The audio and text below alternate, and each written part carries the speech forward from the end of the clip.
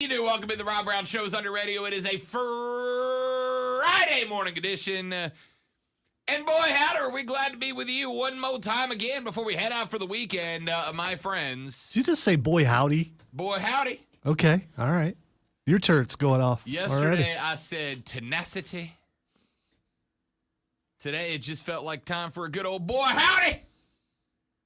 I'm in a good mood, so. Must be gearing up for a hootenanny this weekend. Big old hootenanny. What is a hootenanny? It's just a party, right? Like a country party? As far as I know, yes. Hootenanny's like a shindig. That's what I thought. An informal gathering with folk music and sometimes dancing. Sometimes. Because dancing leads to something, so it just depends on who you're there with. Can I tell you a funny story from my high school? Absolutely. It's your show. Your name's on it. That's our show, but my name's on it. Junior year of high school. I went to my homecoming dance, right? Now, Rob Brown in high school was a killer, all right? I was a stud back in the day. I know I'm not anymore. Those days are long gone. Yeah, because you really needed to define that. Rob Brown was a killer. He was a killer. No. A lady killer. There we go. A heartbreaker. See, that helps because, killer could have cereal in front of it or a lot of other things. Rob Brown used to have abs. All right, let's just put it that way. So that's all it takes to be a lady killer? It certainly doesn't help, does it, Chris Hemsworth? Or doesn't hurt, I should say. Anyway, homecoming junior year, I went to I was on the homecoming court, right? My junior year. You would be. Homecoming court, I was, all the superlatives, they were mine, et cetera, et cetera. Anyway, I asked a young lady to go to the homecoming dance with me, yeah?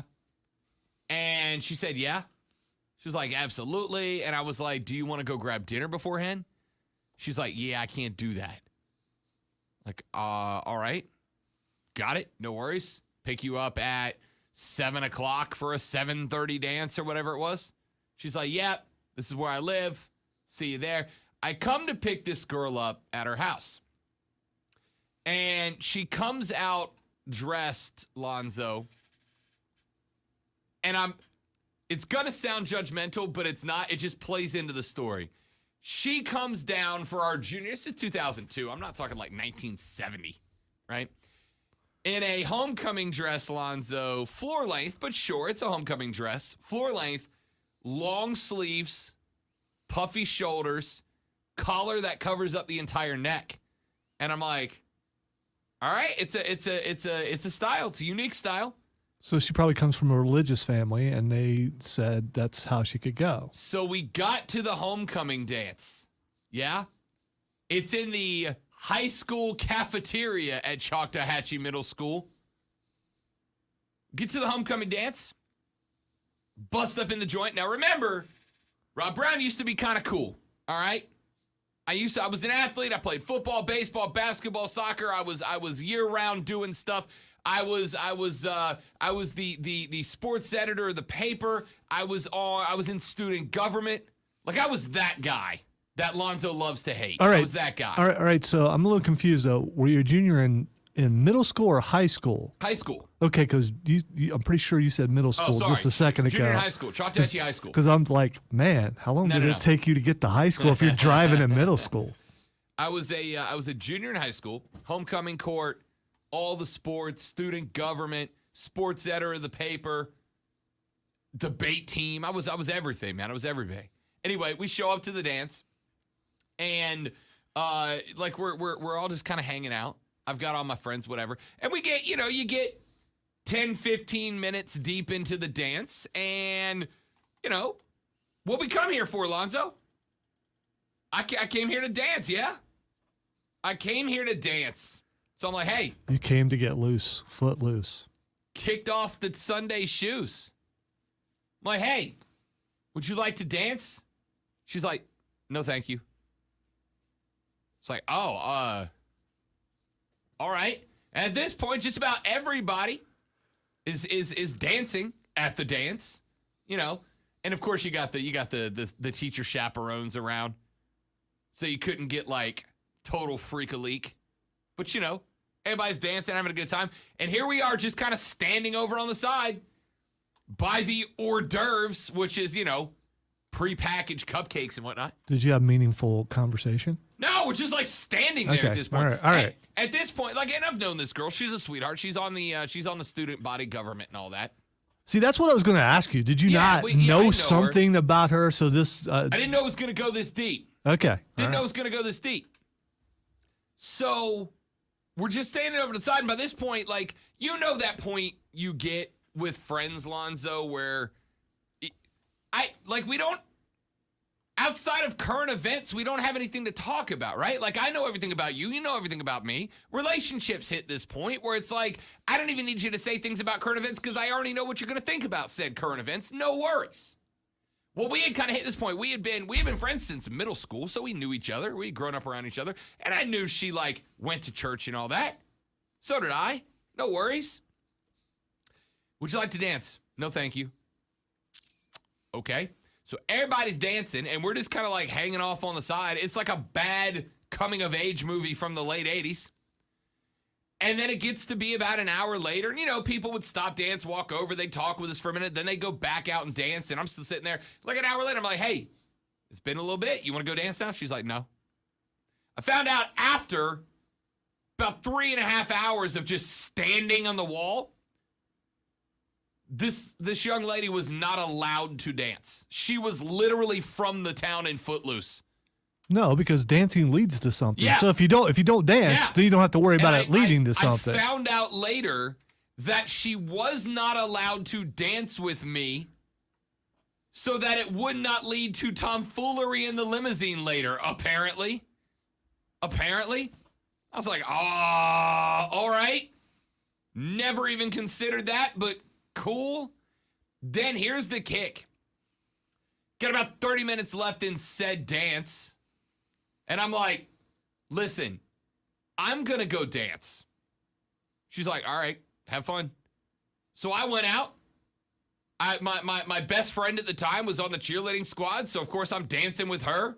We're all having a mighty fine time. But we get back in the limo to go back to the house. As I'm dropping her off, like, she doesn't say anything. I'm like, yo, what's the matter? And she says, I can't believe you were dancing with other girls. I was like, what are you talking about?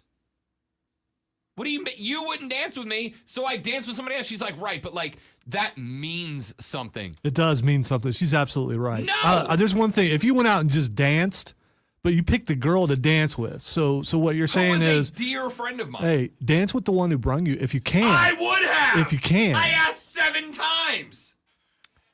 This could have led to something meaningful eventually if you could have, met her in the middle or something. I don't know. Let's dance, but like with a table between us.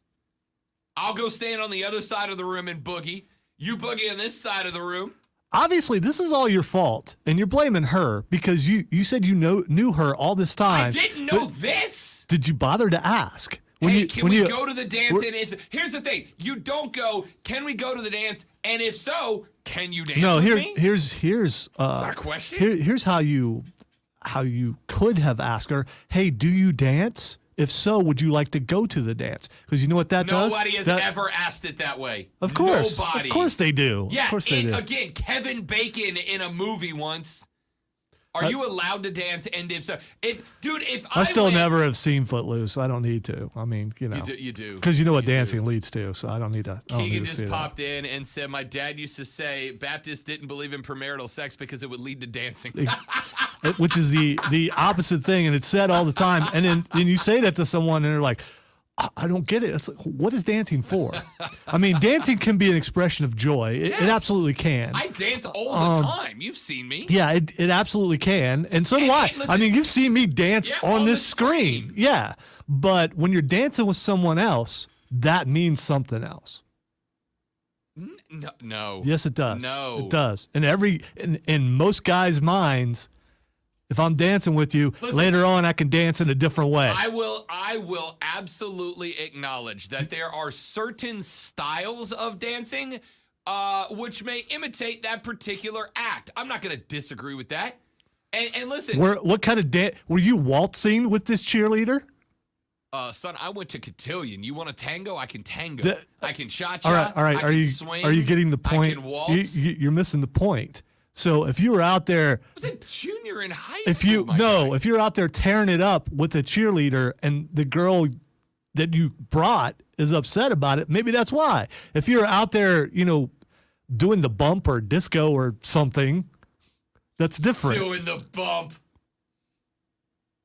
When you hear Cash Money taking over in the 9-9, it's go time.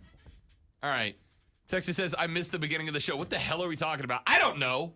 It's Friday. You guys know how Fridays work around here, right? You guys know, y'all know how Friday works. Rob was telling us how he had no idea how to interpret whether someone would actually dance or not. Listen, you guys know me. I am very much live and let live. So she was a bad person for not dancing. What the hell? What? No. No, that was a question. No. I mean, So I was literally you thought about to less say, of her because she did. I Oh, did okay. not. All right. I think if you can't dance, that's probably knowledge you drop on the person who asks you to dance, not to dance, right? If we were just out and I was like, hey, do you want to dance? And she's like, no, I don't dance. I'd be like, totally cool. I got it. I understand it. But I asked you to dance. If she said she couldn't dance, would you have went with someone else? No, I still would have gone with her, but at least I would have understood, right? I'd have known what I was going for. Like, for instance, if people say, hey, let's go to karaoke on Friday, do you know what I say to them? No. I hate karaoke. No, you say no. I despise. I will still go with people to karaoke. That's going against your character, sir. You cannot hate karaoke and then go with people to karaoke. BS. Unless you're going to heckle the entire time. Then I'm okay with it. Which I do heckle my friends. No, I hate karaoke. I'm not going to do karaoke. But if there is a group of people going and that's what everybody wants to do, I'm not a jerk. I'll go with you. All right. I'm just not going to do it. So if your expectations when you invite me to karaoke are that everybody is going to karaoke, you're going to be disappointed. I let you know up front I'm not going to do it. So hypothetically, if I would have went to my senior homecoming dance and didn't dance, that just makes me a bad person. I want to love anything as much as Lonzo loves exaggerating things. I did go to my homecoming dance and I didn't Did you dance? No. There you go. Did you go with somebody? Yes, I did. Did you tell them beforehand? I was physically incapable of dancing that's different. Because I put it. When I go out on the field to play a game, Rob, I leave it all out there. So I couldn't move. I physically couldn't move. Looked over, the guy who played defensive end next to me was sitting like 2 chairs down, who could dance, was an excellent dancer, ended up going to Michigan State, was a pretty good football player. He couldn't move either. You know why? Because we left it out on the field. But we were bad people because the people who we went with thought we were going to dance and we couldn't physically dance. Literally never said that or anything like it, but that's cool. That's cool. The game of who can make the other one look like the worst person continues.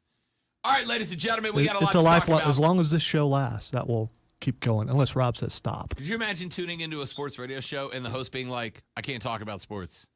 You'd be like, what the hell are we here for? We just talked about same thing. Competitive dancing is a sport.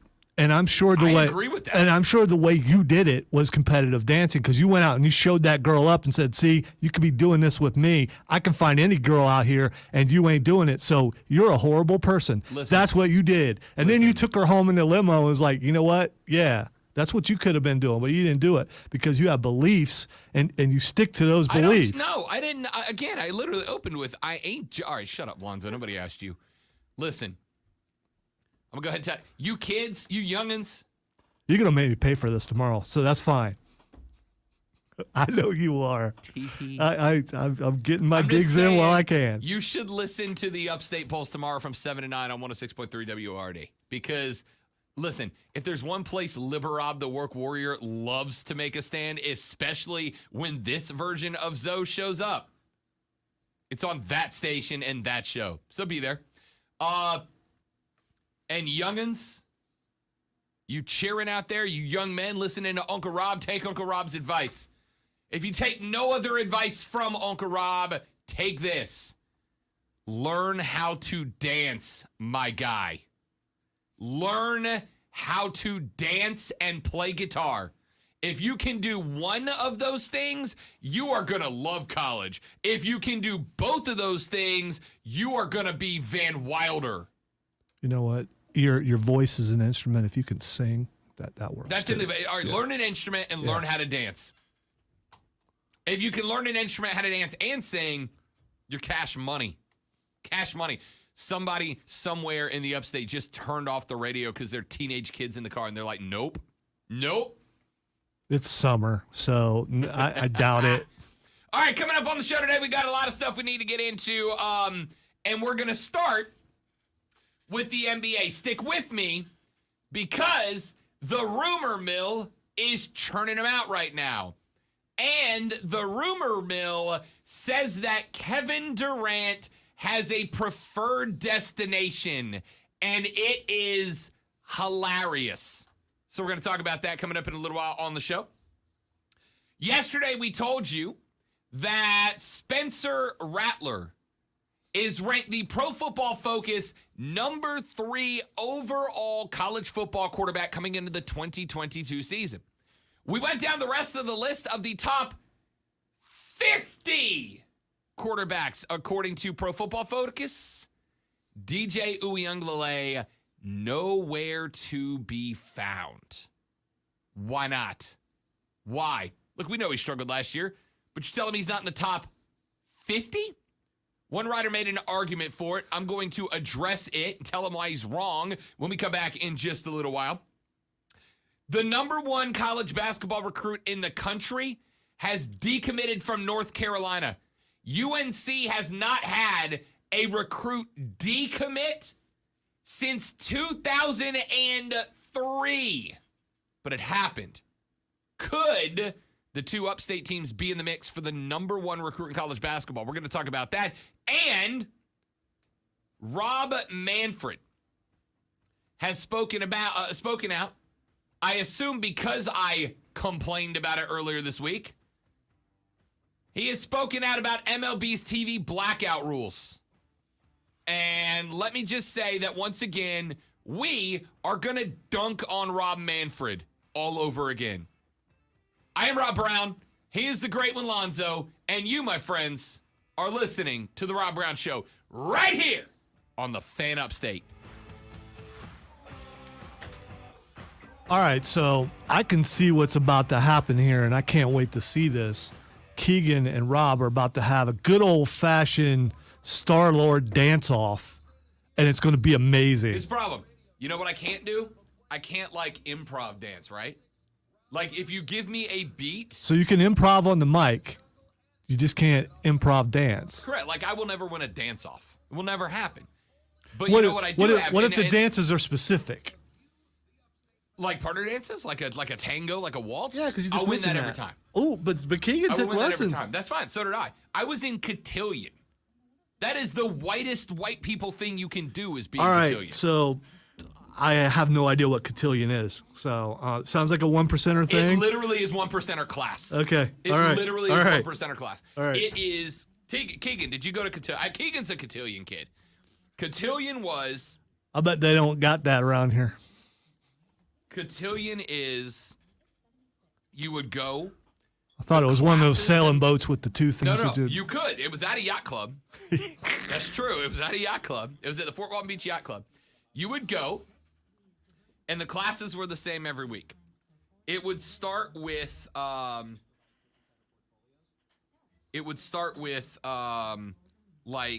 etiquette class. So you would go in and they would teach you how to introduce yourself to people and how to mix in polite company. Then you would sit down and you would do a dinner class, and they would teach you the etiquette of dinner. So which silverware to use in which order.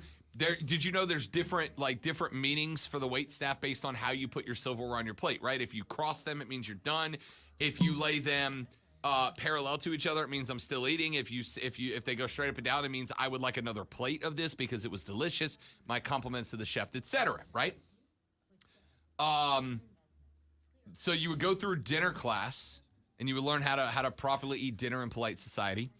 Then you would do your post-dinner dance class, and it was foxtrot, tango, waltz, cha-cha, swing, etc. and they would teach you every week. There was a different dance, and you would learn that dance and a couple of moves for it, etc. And you would do this once a month, and then at the end of every year, there would be a white tie cotillion formal where you would go get a big tux with tails and everything. And the girl, but you didn't do like dinner with the girls before this. The guys all hung out with the guys, the girls with the girls, and then you met. And in order to encourage you utilizing the lessons you learn, they would assign you seating with women or with girls or with guys that you wouldn't ordinarily be socializing with. So then you mixed in polite company, and then they would literally, it's the only time this has ever happened to me, they literally gave you a dance card, right? And part of the interaction process was you would go around and you would literally fill out you would ask girls for a dance and fill out your dance card, and it would be like song number 1, Ashley Powell, song number 2, Beth Holtz, and whatever, and you would write these down. Those were the names of the girls. Names of the women, right? Okay. So you'd write, and it would be like song number 1, and then there would be, so the DJ would come on, and he'd be like, coming up, it's our first dance this evening, and you would go find whoever you asked for the first dance, and then he would go, our next dance is coming up after this song, so you'd go find girl number 2 on your dance card, and then at the end of the evening, it was walk the girls to the door, not to the car, because the shenanigans might happen at the car. And you say goodnight, and then you go home, and that was it.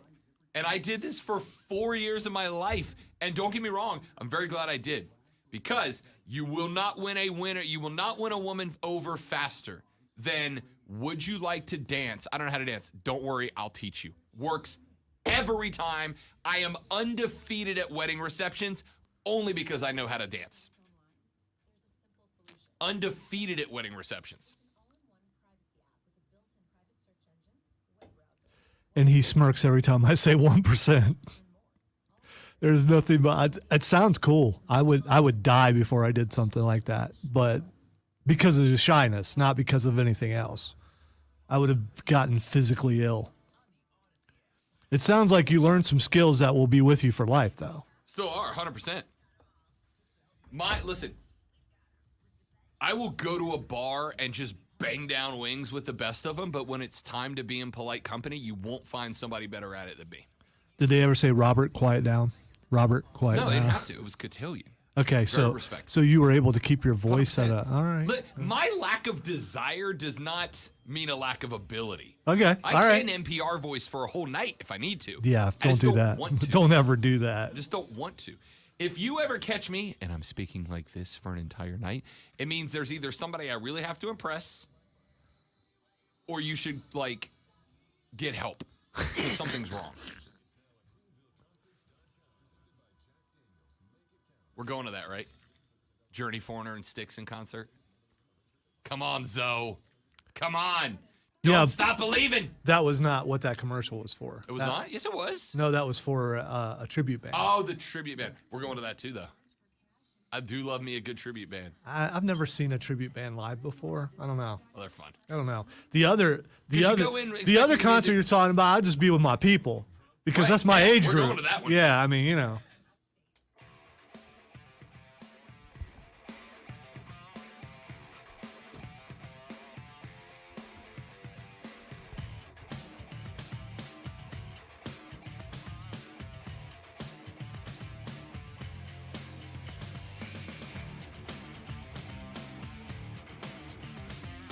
The Rob Brown Show back on your radio. This is the Fan Upstate. Hello, Upstate South Carolina. Hello, America. Hello, world. What's happening, y'all? Rob Brown, the great one, Lonzo, with you today.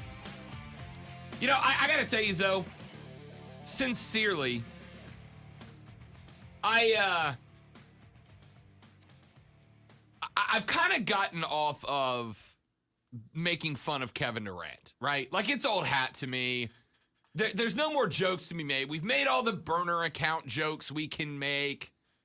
We've made all the LOL, the Brooklyn Nets fell apart jokes we can make. We've made all the KD can't drive the bus, and when he tries, it falls off the cliff jokes we can make. And then Durant's like, wait, hold up.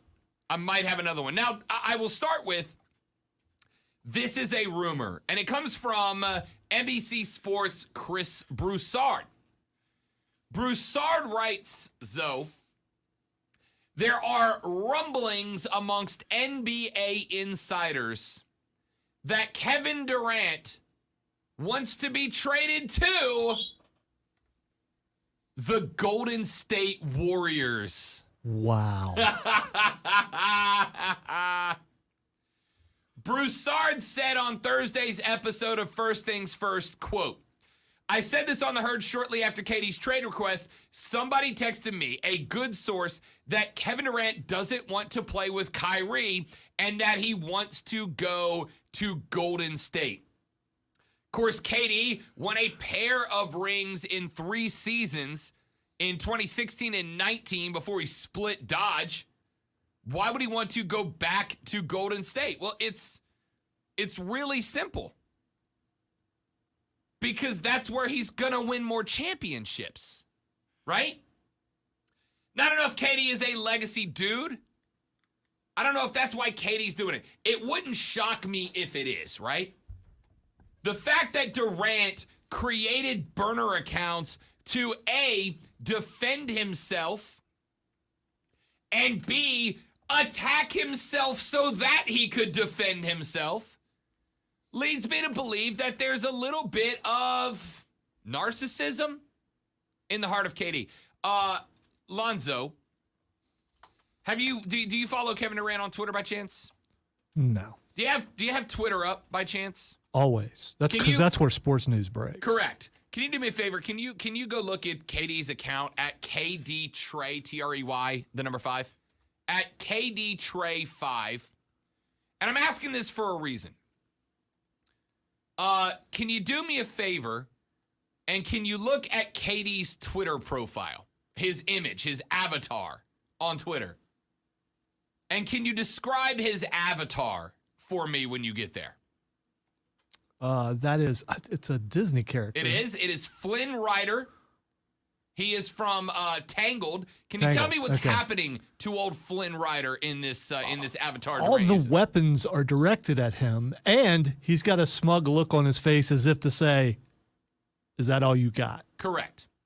There's a scene in Tangled, and don't go anywhere. I'm not going to break down Disney princess movies. I could, but I'm not going to, because I'm well-rounded. Shut up. Tangled was a pretty good movie. Tangled's actually. a good movie. It was. And Tangled was around the time where we started to get some independent bad B Disney princesses. Tangled is a pain in the butt to play through on Kingdom Hearts 3, by the way. Sure. So it's a good movie. Flynn Rider in the scene from this movie. Flynn Rider is the one of the protagonists. Obviously, it's about Rapunzel, but Flynn Rider is kind of a bad boy turned good by the princess story. And there's a scene in the movie where they go into the lair where all the henchmen and goons hang out, Captain Hook, etc.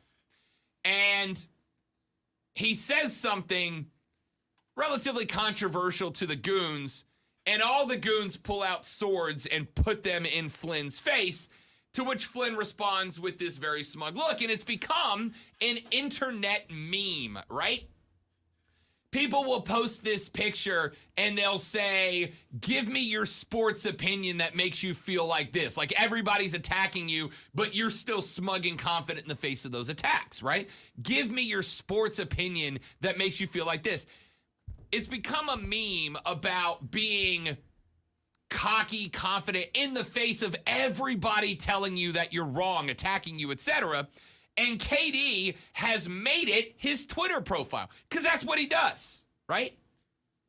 KD embraces upsetting people, aggravating people, ticking people off, getting hate. It's like it's his character now, yeah? So he believes himself to be the king of trolls. Correct. It is his character at this point. And so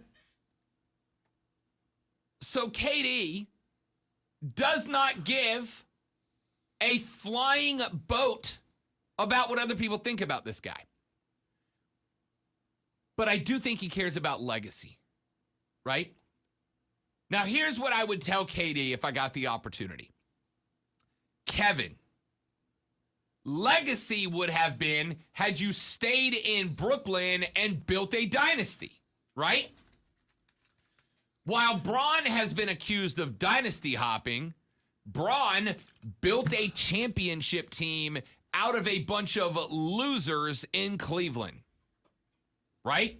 Now, granted, you could argue he ring hopped to Miami. You could argue he ring hopped to Los Angeles, although I don't think he did. I think he just went to fill in the void that Kobe left. See, that's the difference. LeBron, he brings the ring with him. It's not he goes there to, I mean, if he goes somewhere, he's going to win a ring there. That's not, I don't think you can compare the two. That argument's fine because that's what's happened. Yeah, well, yeah. He got his ring in Cleveland. He got his ring in Miami. He got his ring in L.A. He got a ring in Cleveland. Got a ring in L.A. Right. Where he goes, the ring happens. Yeah. It's not like the team that's there before he gets there could win a ring without him. Right. I don't know if Chris Bosh and D-Wade win a ring or more without LeBron. Well, I certainly know and that the D-Wade, Cavs don't. And Dwayne Wade was there, but Bosh wasn't. Bosh came there. So it's as far as Kevin Durant goes, if he wanted to build a legacy, he was originally with OKC, right?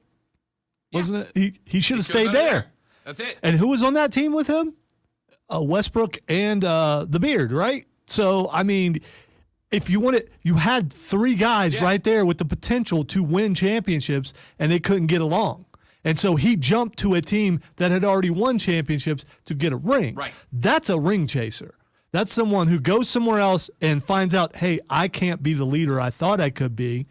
I need to go back there to get more rings. And the best part about this is, dude, they just won a ring. So if you show up and they win a ring, you don't get credit for that, my guy. Right. Like if Durant ends up a Warrior, which he won't. I'm going to go and tell you right now, Steph don't want that guy no more. All right. So put yourself in their position. Do you want him to come back? Is he Warriors a great? Don't, hell no. Is he a great player? Absolutely. But you don't need him. No. You just proved this year you don't need him. They just did it. Right. They're literally still at the parade right now. They just did it, right? So the Warriors ain't going to win KD, but let's say for the sake of lulls in discussion that KD ends up a Warrior again. And let's say he ends up a Warrior and they win a title next year. They beat Boston again and they win a title again. KD, nobody's going to look at you and go, well, the Warriors won a ring because KD. They might go, KD helped, right? You're not going to be worse off because of Kevin Durant. But they didn't ring because of you. They went ring with you, not because of you. Steph just proved that Steph's a ring guy. Steph's a guy that can win you a title by being Steph. And granted, like Clay and Dre, because he did 3 of those 4 wins without Draymond. Let's be real. And Clay didn't develop a rhythm till a couple of games into the series. And it was as team rings go, this was a team ring. But Steph just proved that Steph is a face guy. KD was not a face guy in Oklahoma. We asked the question when he won 2 in Golden State. Is KD a ring guy, or was this Steph and Clay and Draymond? And we just found out the answer to that. It was Steph, Clay, and Draymond, right? We just found out the answer to that. So KD goes to Brooklyn. That whole experiment turns into an absolute boat show, which leaves him now on the outs, right? So, KD, you go into Golden State, even if you win a ring, or you go ring, or you go ring or more. Even if you do that, that's not legacy building, my dude. That's not shooting you up the rankings of all timers. That's, hey, Steph is carrying KD and Steph's franchise. Clay and Dre are carrying KD in their franchise. That's what this looks like, Kevin. I get it if you're a player on the way out. If you're an older player, you never won a ring, and you got a chance to go get one. Go get one. Even if you're on the floor for like 5 minutes a game, you go get a ring. If Dame Lillard left Portland to ring chase, none of us would judge him. My man's 34 now? Dame's at the end of his career. If he was like, yo, I'm going to go to Golden State, we'd all be like, yo, I get it. Go get one. Wasn't it Robert Horry that won a ton of rings? I think it was. Like 96 different teams. Yeah. So what's the difference between he and KD? Robert Horry is not a guy who could be the best in the league. Never was. Right. Robert Horry was never a dude that you went, that guy's going to carry the team. 7-time NBA champ, by the way. So the reason why I'm asking is, so what's Robert Horry's legacy? Being an absolute pressure handler. Wins, a dagger. But you could say wins rings, right? He does win rings. 7 of them. Yeah, that's true. That's true. Here's the thing about Robert Horry. Like I said, Has a nose for the gold. I don't know. I mean, but I don't see there's much of a difference. You know how many times Robert Horry was an All-Star? 0. That's the difference. KD, best player in the league, second, third. Where's KD? If we got rid of all the mentality, I don't know. Is he pure is, talent? Is he? That's what people say. Pure but talent. Kevin Durant's second or third best player. How much does he win if he's not on? I mean, when he's on Golden State, he wins a lot. When he's not, how much does he win? I mean, again, don't you have to kind of be a winner to be? Amount of success does not always directly correlate to amount of talent. We have seen in the past, right? Dan Marino was a great quarterback, never won a ring. Doesn't make him not a great quarterback. Brad Johnson won a Super Bowl ring, and he's Brad Johnson. Great Instagram follow, bad quarterback at the NFL, right? But KD chasing a ring to Golden State after Golden State just won a ring. Kevin, this does not help you. If you are doing this for, like, if all you want is a bunch of rings, I get it. But nobody's going to look at Kevin Durant with, let's say, 5 rings. Let's say he goes to Golden State and they go ring, right? They go 3-peat and he gets 2 of them, and now he's got 4. All 4 came with Steph Curry, 0 without him, right? And that's not without other opportunities. They had a big 3 in Oklahoma City. Couldn't do it. They could have had a big 3 in Brooklyn. And don't get me wrong. From what I understand, though, the reason that KD waited until Kyrie signed his extension with the Nets before announcing he wanted to trade was because he don't want to play Kyrie now, or play with Kyrie now. So you're saying if Kyrie hadn't signed, he would have stayed? If Kyrie would have, I think if Kyrie would have went elsewhere, it would have increased the odds that Durant stays with Brooklyn. He just didn't want to play with Kyrie. Why? I don't know. Does Kyrie take too much of the shine off of him? I don't know. Was he angry at Kyrie for not getting vaccinated, missing half their games, and making them the 7 seed? I don't know what the reason is, but the rumor, and this one I actually believe to some degree, is that Kevin didn't want to play with Kyrie anymore, so he waited for Kyrie to sign his extension and lock in before he said, I want out. Otherwise, he could have said, I want out 2 weeks before that, but he didn't do it. He waited till Kyrie did it, and was it the next day or the day after that, he said, yo, deuces, I'm out. And I think the reason is he don't want to play with Kyrie because he does not think that Kyrie is committed enough to win a title. See, I'm not saying he's right. I was going to say that's the impression that I get. You're again now you said it. Yeah, a lot of speculation. I would say, as far as KD goes, is that the guy you want on your team? Because he team hops. He doesn't win in other places. He only goes to front runners as far as Golden State goes. And this is a guy who's much like the beard, when he gets unhappy, he just wants to go somewhere else. Do you want that guy on your team? I don't know what you do. Is it worth the hassle? Here's the thing. With a handful of superstars, that's the question. With a handful of superstars, we hit the point, right, where they're so talented that you have to ask the question, is it worth the baggage?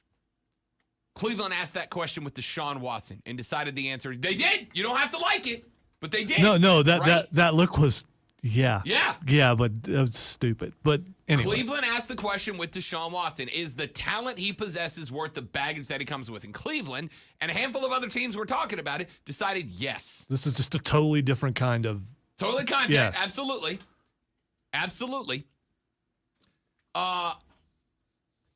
Kevin Durant is in that discussion. Kevin Durant is a guy that it is absolutely fair to say, does his talent outweigh what comes with the baggage?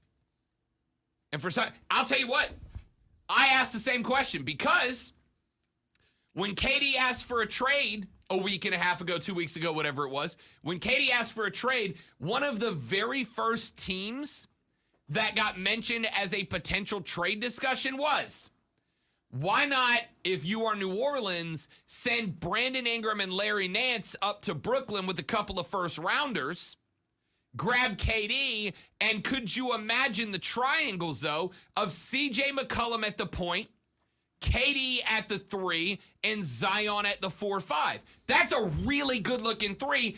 if KD's head is in the game. I was going to say, if you can keep them all on the court at the same time. If you can keep Z healthy and K on the court, CJ, K, and Z would be terrified. They got to be a favorite in the West with that 3, right?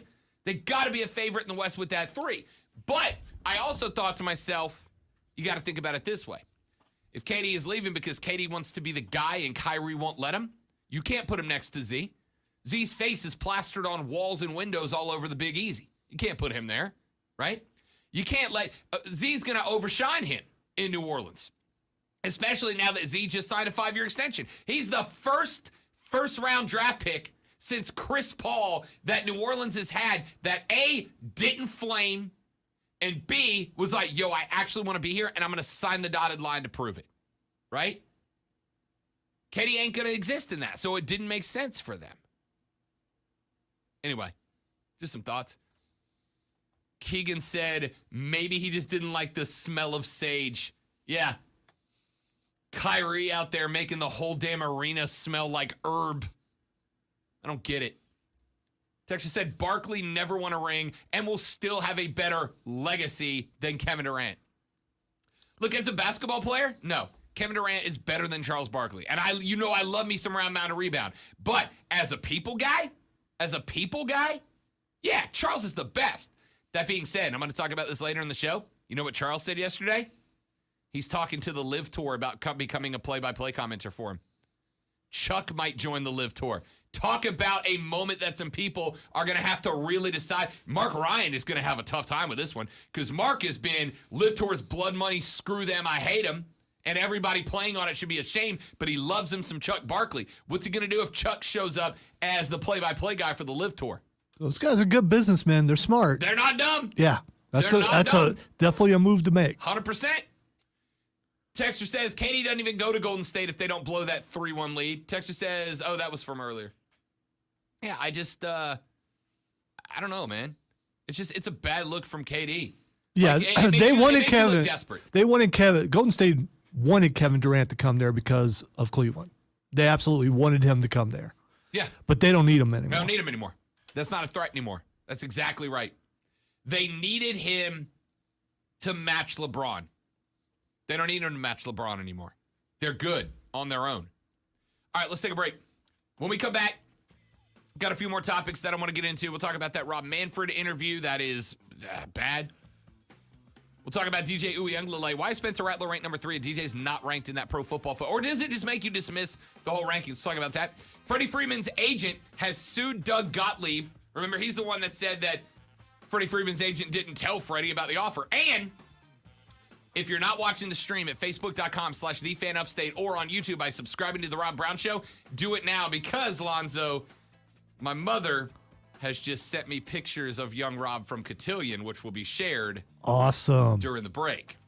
So, should you like to see those, come watch a stream at facebook.com/The Rob Brown. Nope, facebook.com/thefanupstate, or go to YouTube and search The Rob Brown Show, and you'll get to see young Rob Brown in a white tie with tails. It's a good look, dude. It's a good look. Back after this on The Rob Brown Show in the Fan Upstate.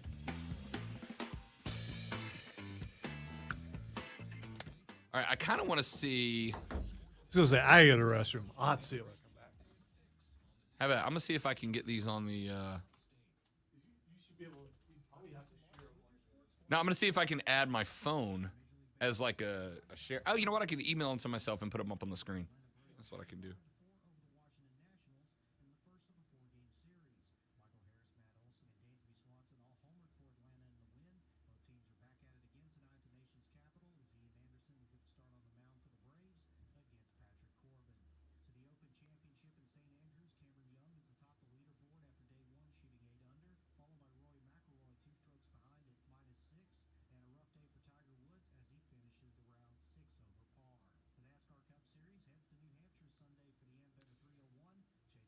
Hang on with the stream. I'm about to. I gotta email these to myself and put them on this computer because I don't want to just show you the. I don't want to just show you the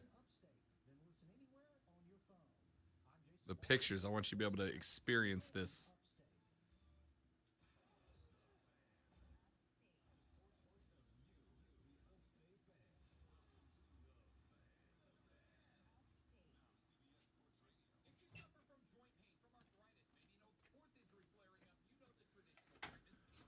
You could like send it to yourself on I am. Facebook Messenger, and then you could grab it from there because that's the page. Maybe I don't know.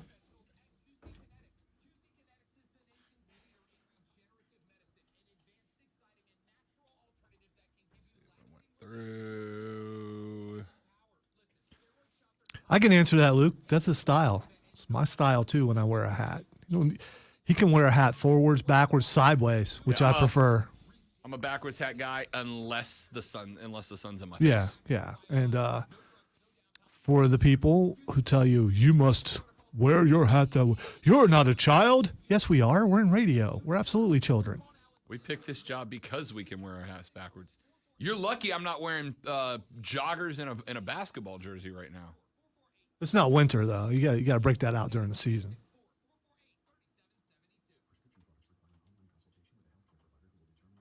All right, let's see how. We used to have kind of a loose dress code here, and then before the building closed, before COVID, and now since the building's technically closed, all bets are off. I mean, you know, it also depends on what hallway you're in. Some hallways should be a little more distinguished than others. All right. If you go down to the dark side, I mean, Here we go. Do I have time to share these, or should I wait for a break? you have a couple minutes. All right, perfect. So yes. All right, let me see if I can. Uh-oh. All right, ladies and gentlemen, you're about to get I'm even gonna go full screen so you can get the full look. Here we go. That is Rob. That's Mama Brown right there. This would have been 2002 or 3. That's. Yeah, I'm waiting for it to show up there on the big screen. Lots of looking at the big screen. Yeah, because I don't want to put my glasses on. That is. In fact, I can even do this. There's. Look at that. I know, right? That's Mama Brown. All right, let me go back to. You look lanky. I was 6'3", $170. Okay, there you go. $175. You look like you're about to lead a symphony orchestra. There you go. That's the one. Wait for it, Zoe.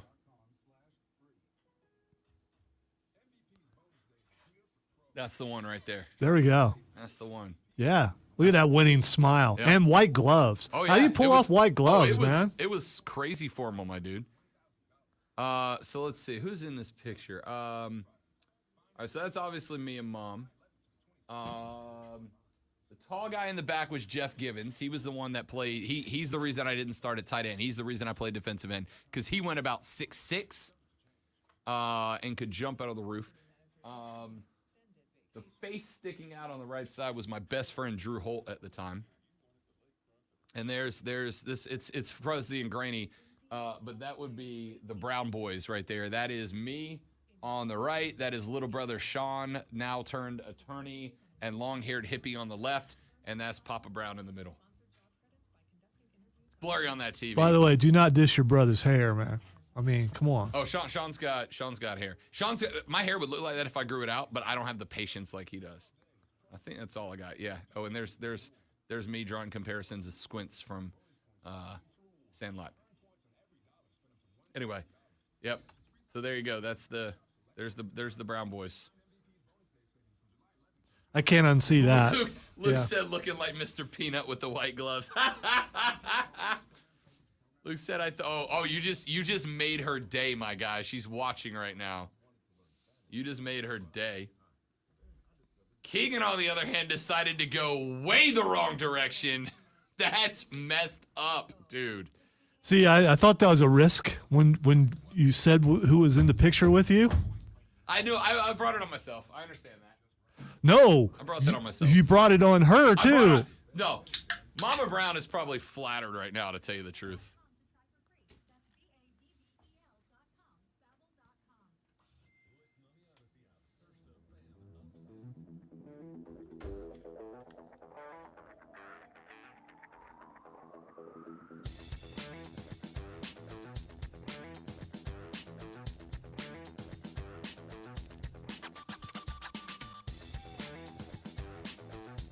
So if you missed it on the stream, you can go back to YouTube and rewatch this stream later.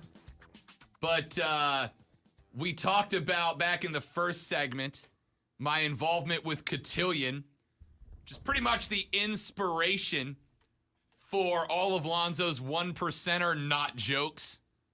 And no, the inspiration was living on a golf course, but this is added to things. The Madre listening to the show back down in beautiful sunny Pensacola, Florida, decided to go dig up the pictures of Rob Brown. I think that was my senior year. I'm pretty sure that was my senior year. But pull up the pictures from our white tie cotillion formal, and I, being a glutton for punishment, decided to show them on the Facebook stream. Don't let him do this. He knows how good he looked in the tux. That's the whole thing. This was like, look at me. That's what that was, and I don't blame you. I mean, First off, I was a handsome son of a you-know-what. Told you. All right? I told you that's what it was. I was a handsome young man. Now, granted, it's a good thing that haircut stayed in 2002, 2003. But I was a damn good-looking man. Lonzo said, "You look lanky." Bro, I was 6'3", 170. You know what I did? I ran a 4.67 40, Zo. Okay. I flew. So you're faster than me. I only ran a 4.9. But still, the lanky was not a diss. It was a compliment. I think you're taking it as I think you're upset with how you are now, and you're taking everything as the opposite of lanky now. Okay, so I mean, Oh yeah, no, don't get me wrong. You look at those pictures, and Bruce Springsteen's Glory Days start playing in your head. Like, what would my life be like now if that guy didn't come out of college and give up on himself, right? Like, what if that guy came out after college and was like, "Hey, I should try a little bit." You know what you should have done? You should have went on TV. Earlier, I did. I just was 60 pounds past where I should have. Let me tell you did. this story, and then we got to take a break. And I promise it's wall-to-wall sports next segment. But you'll appreciate this story, Lonzo. And Mama Brown's listening, so she'll appreciate this story. I got my first TV job as a TV reporter for WEAR ABC News out of Pensacola, right? Got my first TV job, and they sent me out on my first report at the Destin Harbor. I'll never forget this because my mom burned me. I went to the Destin Harbor. I did my first report. It was on something about boats. So I'm live from the harbor. I got my really cool Ray-Bans on. Actual boats, if you're listening. Actual boats. Got my cool Ray-Bans on. I get put on TV. I'm live. So I'm like, reporting in Destin, Florida, Rob Brown, Channel 3 News. Right? My cool reporter voice. And it's over. And I went live. So I text the Madre. I'm like, "Yo, how did it look?" Right? I obviously couldn't see it. "How did it look?" And she goes, "Good. But you probably need to drop a few pounds if you want to do this seriously," which is fine, right? Your mom can say that to you. I'm like, "That's fine." And I go, "Well, Mom, the camera adds 10 pounds. And my mother said, "How many cameras did they have pointed at you?" That is awesome. That's absolutely awesome right there. High caliber stuff, that. Should have called the cops and reported a murder is what I should have done. She bodied me. I'll never forget that. Of course, I didn't do anything about it, but I'll never forget it. That's a choke slam from the top of the cage. For sure. Yeah. I got mankinded. All right, let me take a break. Hour number 2, sports in every segment, I promise. Until Lonzo distracts me. The Rob Brown Show's on your radio. This is the Fan Upstate.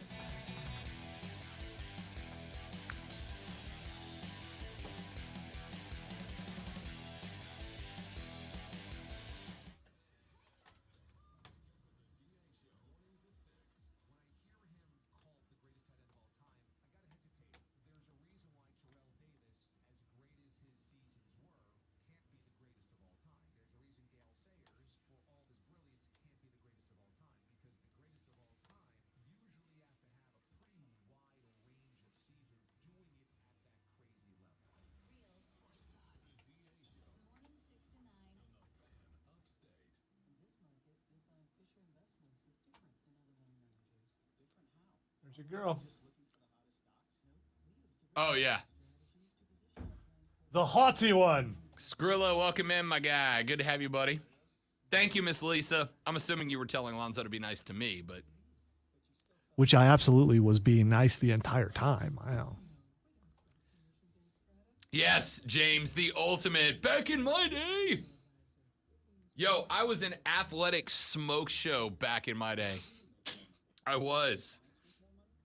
I also have to keep reminding myself, Lonzo, that next year is Rob Brown's 20th year high school reunion, which means that I have been out of high school enough time that a kid born my senior year of high school is now out of high school. That's how long it's been. I have been out of high school. My post-high school till now timeline is longer than a kid born graduation day who would be graduated from high school now. Dude, my son is 30, almost 30. I said almost 30 because if some of his coworkers are listening, he's almost 30. You know. By So the way, I might have the same question, and forgive us if it's not, but is that the world famous Jay Gilstrap that is joining us here, or is that a different James Gilstrap? I'm curious. I don't know. They're If so, I'm glad to have the biggest celebrity on this stream joining me. Besides Lonzo. I'm not. Well, yeah, that goes without saying. I'm not saying that Gilstrap is kind of is a common name around here, so it could be him. But I think Jay Gilstrap is actually Jay. I believe okay. so. Yes. I'm curious. Either way, glad to have everybody in the stream. Thank you guys.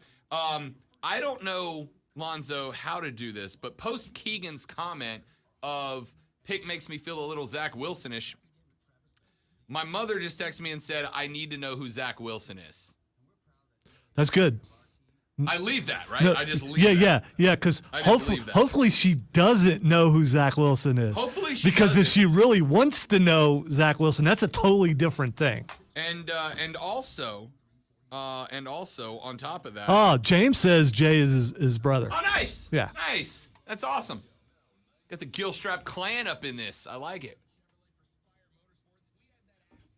Anyway, Keegan, you have met my mother. My mother knows that you are one of my best friends here in the upstate. Yeah, Keegan. I didn't get to meet his mother, but And you did. He works with me every day. That comment. You know, and You and I shall both regret that moment. see, he's just trying to avoid the entire thing. I didn't get to meet his mom. You could have. You So- could have come downstairs and met Madre. She dropped me off twice. While she was here. You never told me that because, of course, you just don't want her to meet me, and that's fine. Yes, I that's get it. that. She's a bigger fan of you than me, Lonzo. because there's more of me than there is of you. So I get that. That's next time she comes to town, you need to bring her in studio and let her. Well, in fairness, when she was here, I genuinely didn't think, like, oh, I could have brought her up. I was still in the we're closed mentality. Good call, Keegan. Good call. Good call. Keegan with the programming director over here.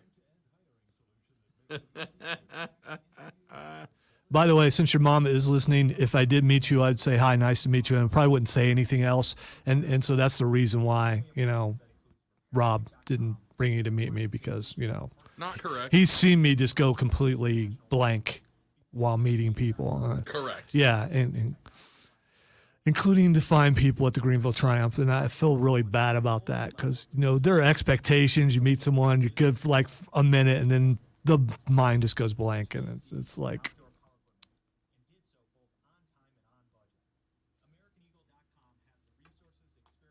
I will go to therapy eventually. I want to stack a few more things up before I go.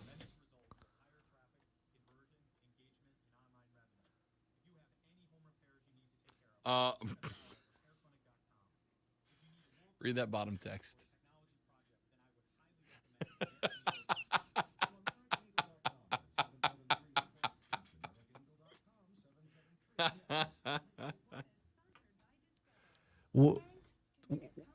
Who's that say? What's that say about, Move on. That's what Keegan said. I will take his advice. I mean, does this say something about you or does that say something about them? Yes. Okay. Yes, All right. see All all of right. the above. Okay. Prism in the first break.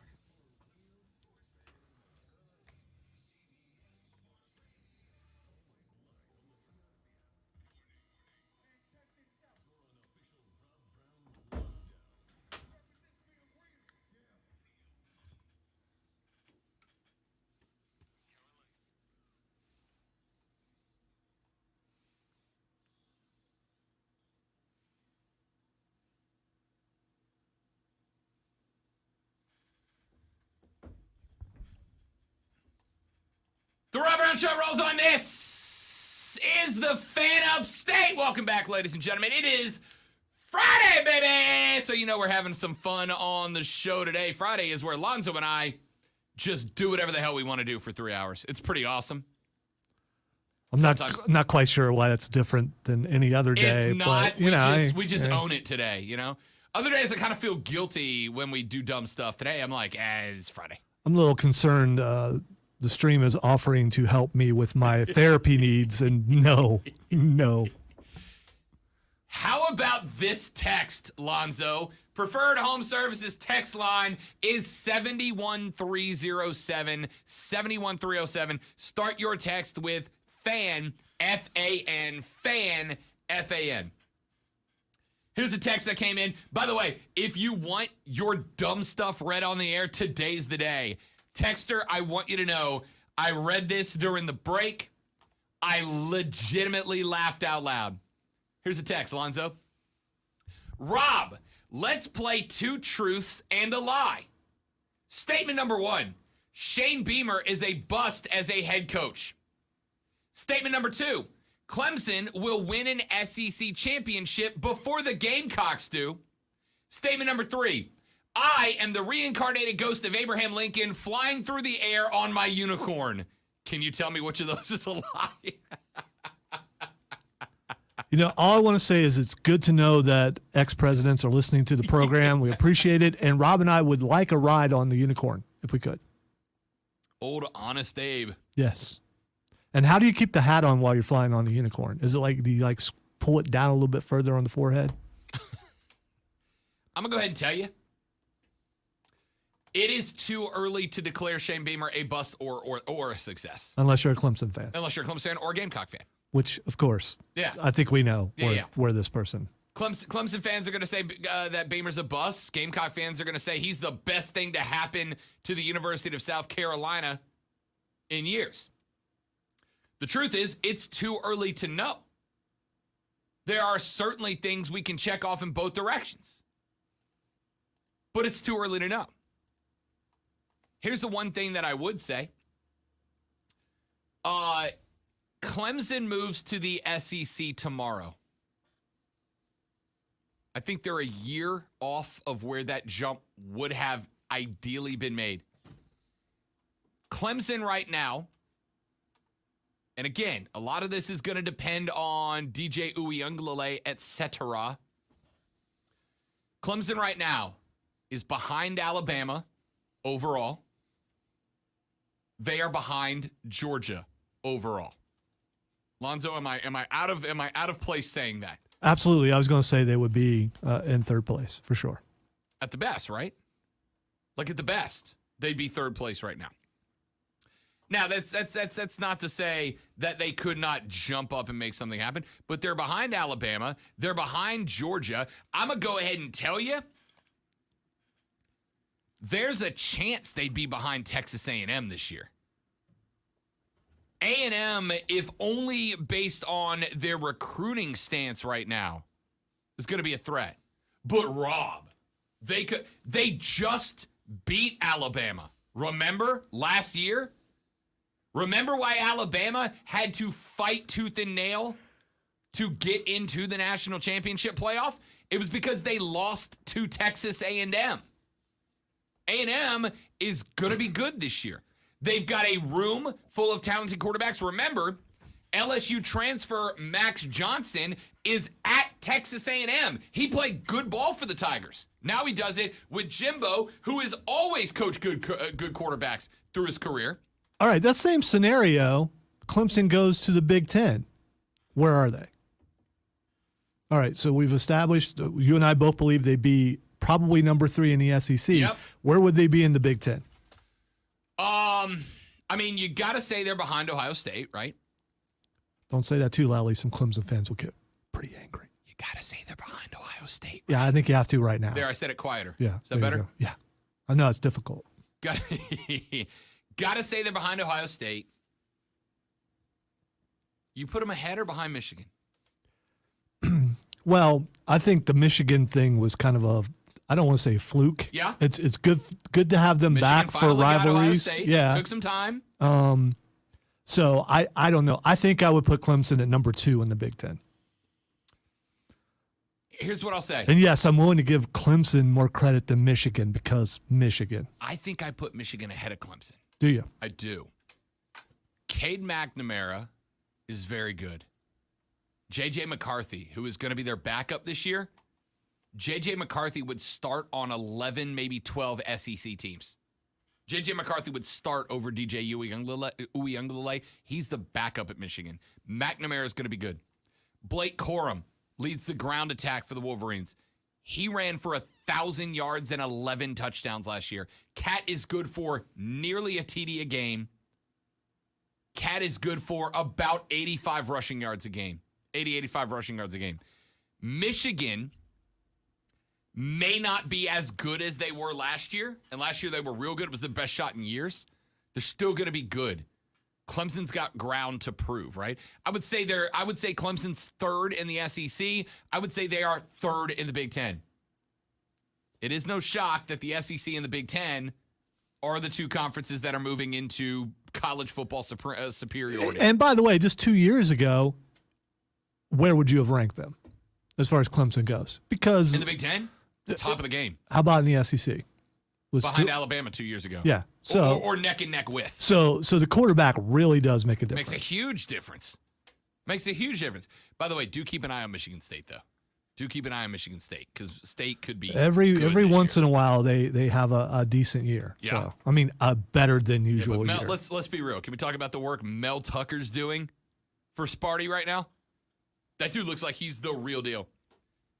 They don't lock him up with a $95 million contract at Sparty if Mel Tucker's not the real deal. Mel Tucker's going to end up coaching a big-time school one day if he doesn't turn Michigan State into one. There's some pretty good coaches in the Big Ten. There really are. It's not a shock. Like, I'm not saying that as an insult to Clemson. Being number 3 in the SEC right now is pretty damn good. Being number 3 in the Big Ten right now is pretty damn good. It's pretty good. It's playoffs positioning, not guaranteed, but positioning to be in that spot. I think you're number 3 in the SEC, maybe number 4. I don't fully believe in Texas A&M yet. I don't fully believe in A&M. So I'd say Clemson's behind Georgia 1, Alabama 2, Clemson 3, A&M 4. But I will say this, unless DJ Uiagalelei improves, in which case A&M might very well jump out ahead of Clemson. A&M's got 3 QBs on the roster right now that could all be exceptionally good. They got Max Johnson, who came over from LSU. They got Haynes King, who is going to be the starter this year. And Haynes King might take the job away from, or might have his job taken by Johnson. And if neither one of those guys works out, remember that killer recruiting class that triggered the fight between Nick and Jimbo? You remember that fight, right? Part of that signing class of the last couple of years that has got Nick all up in his feels about Jimbo is 5-star quarterback signee Connor Weigman. And Weigman might be a dude who 6-7 games into the season, if King and Johnson aren't getting it done, if King Johnson doesn't come up big enough, I wish Lonzo would have heard that joke. He didn't. But that's okay. It was wasted. But it was a good one. I did hear it. You just ignored it. Just don't look at him. Don't look at him. Don't yeah, look at that's him. Don't look at him. No, I could look at you and still ignore it. But yeah. If King and if Johnson, I draw attention to it, it encourages me. Let's be honest. If King and Johnson don't get it done, they've got Weigman right behind them, a 5-star that might be jumping in. So, all of that being said, I got to see it out of DJ, right? And we're going to talk about that coming up because we told you the ratings yesterday. Spencer Rattler ranked number 3 in the PFF football grades at quarterback in college football. And this is not draft potential. This is just what PFF expects out of them at college this season. DJ not ranked. That's what drags Clemson down. Can DJ be better this year? Hell yeah, he can. Hell yeah, he can. He can absolutely be better this year. The things that I complained about with DJ last year are all fixable things. Work on the finesse, work on the touch, work on not panicking, work on not breaking your mechanics down when the pocket starts to fold around you. These are all fixable things with some good quarterback coaching, right? I told you what I think. I think DJ and Spencer have a little bit in common for different reasons, but many the same. I think Spencer and DJ both came to the field last year with high expectations. Spencer Rattler had Heisman expectations, national championship expectations, and expectations to return Oklahoma to the national college football discussion. DJ Uiagalelei had Heisman expectations, national championship expectations, and the expectations to keep Clemson in the national discussion. I think Spencer had no idea what the hell he was getting himself into, and he collapsed under the pressure. I don't think DJ collapsed. That's the difference.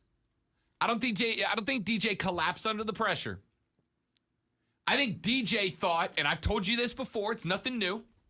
I think between Dabo and DJ's dad, Big Dave, between Dabo and DJ's dad, I think they convinced him, you're the second coming. You're the next Kelly Bryant, the next Deshaun Watson, the next Trevor Lawrence. All you got to do is go out there and be DJ, and you're going to be collecting hardware at the end of the year. And I think DJ came into the last year thinking, this is going to be easy, right?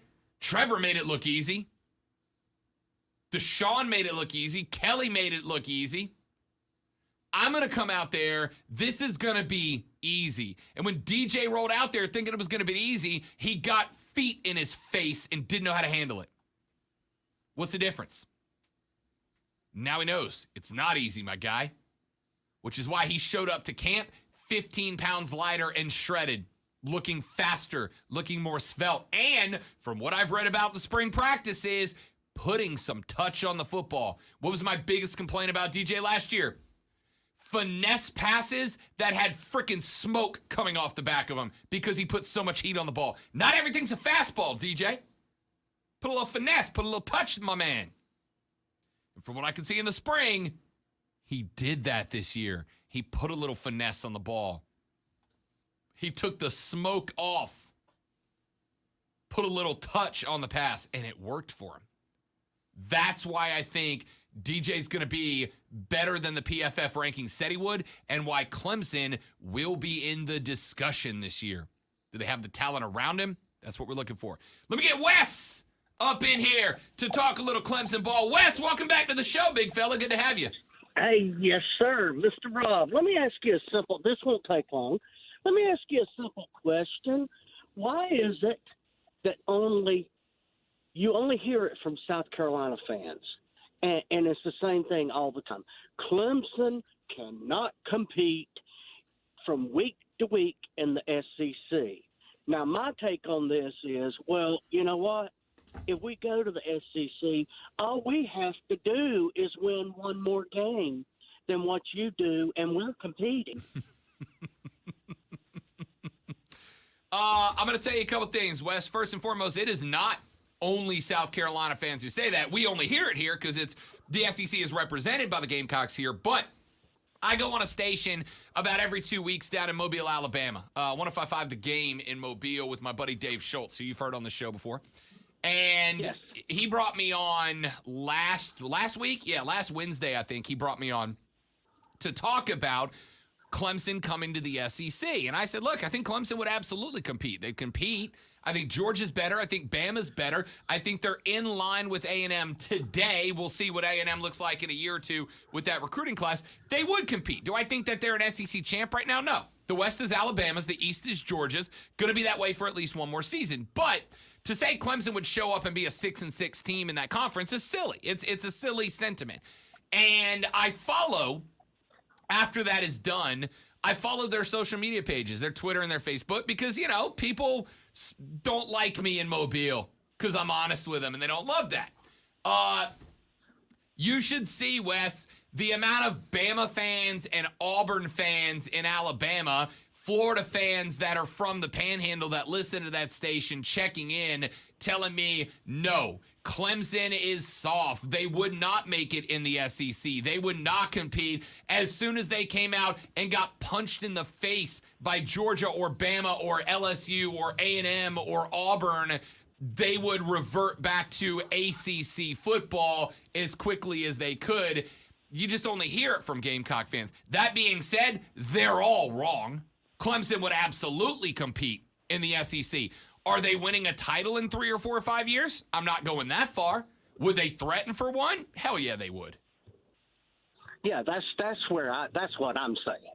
And I'm just saying any team in the SEC right now, if you're playing a 6-6 schedule each year, Clemson's going to do better than that. Even if they only do 8-4, that's still 2 games better than what you're doing. And you've been in the SEC, and you claim that you can compete in the SEC.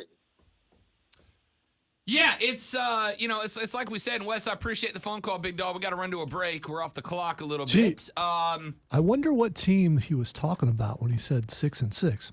I wonder who went 6-6 last year. Yeah, Clemson's not going 6-6. No, They might have last year. No. Wes was cracking on South Carolina. Oh no, I know that's what he was doing. I know. That's what I'm saying. It's okay. It's fine. Clemson against. Let's see. I'm gonna hold up my 5 and remember. Okay. Glory days. We got Bruce Springsteen up in this bad boy. Well, if Spencer Rattler lives up to expectations, you never know. You never know. Correct. All right, let's see. Just because I'm curious and I like to have a little fun. Let's do this, Lonzo. South Carolina schedule from last year, but I want you to tell me last year's Clemson team. All right. Eastern Illinois, win or loss? Win. 1-0. ECU. Win. 2-0. Georgia. We Loss. know they lost to them, right? Yeah. So 2-1. Kentucky. Win. Okay. 3-1. Troy. Come on, man. 4-1. Tennessee. Win. 5-1. Vanderbilt. Win. They're 6-1. South Carolina won 6 all year. Let's keep going. Texas A&M. Last year. I'm going to go loss. They beat Alabama. All right, I don't understand this comparison. Of course, Clemson's better than South Carolina. No, Would do better. Again, you and I both said they'd be number 3 in the SEC. I am putting them in an SEC Eastern Conference schedule last year to just see see how they would compete. Okay, all right. So there, we got them through Texas A&M. I'm going to go they lose to A&M. A&M thoroughly beat Carolina. See, A&M beat Alabama last year. And we just said Alabama's better than Clemson. I will give Clemson the win over Texas A&M. I can't. I can't, especially on the road. I can't. They beat Alabama at there. And you're going to tell me Clemson with DJ was going to beat a team that beat Alabama in their house? There was more than just DJ on that team. And Clemson, what they lose 3, I think, last year, or 2, something like that. Right, it wasn't like they were horrible. We're going to go at this point. They're either 7-1 or 6-2. Right. All right. Florida, they win. Yes. Right? Mizzou, they win. Florida, what a joke. Yeah, right. Florida, they'd win. So it's either 7 or 8 wins, depending on which one of our collectives you're taking here. They beat Missouri, right? Yeah. Auburn? Yeah. I don't know. It's if it's later in the season. It is later in the season. Because Auburn was pretty good early. Yeah, this is the week before rivalry. Had expectations, and then they kind of fell apart near the end. So, okay. Yeah. And then, obviously, they beat South Carolina. Clemson's a 10-2 football team last year in the SEC East if they play Carolina's schedule. At the worst. But you know what they don't do? They don't win the East. No, they absolutely don't win the East. Right. Nobody wins the East last year except Georgia. Which is exactly what we said. But here's my thing. They would be number 3. They'd be number 2 in the East. Exactly what we said. So it's no different. But here's my thing. From last year, right? We go back and we look at Clemson's schedule last year. We go back and we look at their wins and losses from last year, right? We know they would lose to Georgia. We said they would. They lost to the NC State Wolfpack. You're telling me they wouldn't lose to Texas A&M? They lost to the Pitt Panthers. Granted, ACC champion Pitt Panthers, but they lost to Pitt. You're telling me Auburn couldn't beat them last year? I'm willing to give Clemson's defense a little more credit. So I think defense would Why? help. They lost to NC State. I'm literally talking about a thing that they did, right? I'm not making up a hypothetical. All right, Rob. I'm All right, saying Rob. this is what they I did. don't believe in Texas A&M the way you do. Okay? I just don't. For the record, I literally said 2 minutes ago, I do not believe in Texas A&M or Jimbo Fisher to finish the job. But you got to put respect on a name when respect is earned by that name. They brought Saban into the house and beat him. Jimbo, if I recall correctly, is the only former Saban coach besides Kirby Smart to defeat the evil emperor, right? You got to put respect on that. Even if you don't believe in Texas A&M this year, last year's A&M beat Bama. That's worth something. So anyway, there's a stream of thought conversation. James on stream says A&M should be better than Clemson this year. They bought more players after all. Yes, they did. Ladies and gentlemen, Nick Saban joining us on the chat. That's why we got a code name there. Hey, there's no denying. Ben said, could DJ actually be any worse? Yeah, he could. Hell yeah, he could. See, the thing is, and this is the expectations of any college football or any team, period, when you have such good quarterbacks and then you bring someone in who's still really good, but not maybe a step below those other two, that, oh, he's the worst thing in the world. You guys still won a ton of games. I want to go back to... And he could improve.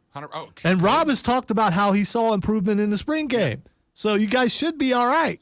Yeah. I'm going to flash back to the game where, despite the performance all year, I'm going to flash back to the game where I looked and go, this kid could still do it if he gets his, Dabo, and Big Dave's voice out of his head, right? Don't listen to your dad. Don't listen to your coach. Go out there and frickin' work. It was the Florida State game. It was the FSU game. FSU came to the house feeling themselves a little bit, right? They had started to look like a better, not good, but better football team. Clemson, on the other hand, at that point, didn't look great. FSU came to town feeling themselves a little bit. And DJ and Will Shipley went out there and put on a freaking show. It did prove that DJ is better when you don't have to, when the defense is not solely focused on him, right? But he showed in that game, he's got what it takes. FSU's defense last year was not bad. It wasn't great, but it wasn't bad. And DJ looked fine in that game.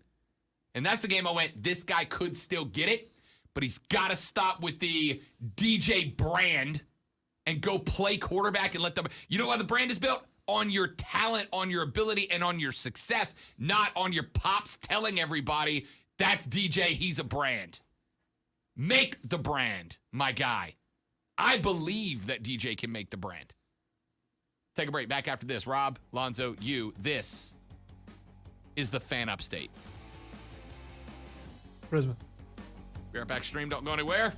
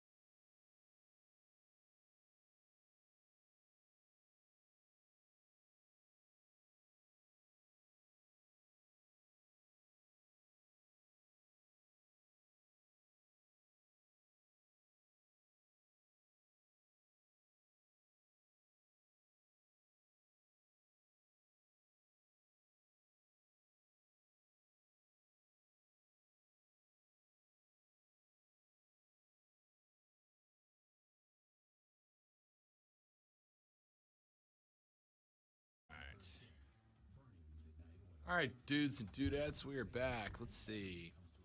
A&M should be better than Clemson. There's more players after all. Yep.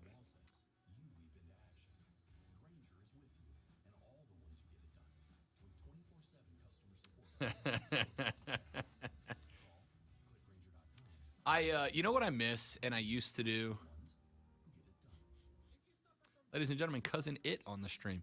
You know what I used to do, and I can't anymore because every time I do it, I get accused of ripping Rome's thing, is I used to do a Trash Talk Thursday where I'd let people just text in just come at each other with trash talk. And I can't do it because I didn't know it when I started and I did this because the station I was in and the market I was in didn't have Rome. But once I started getting to the bigger markets, people were like, oh, you're just doing a cheap smack off. And it's like, is it though? I mean, yes, it is. But I started it before I knew about that.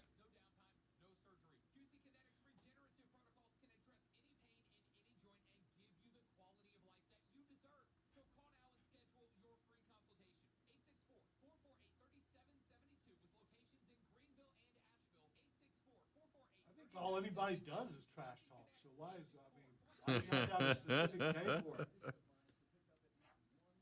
Because then people save up for it, right? They're like, they start writing their lines out for it.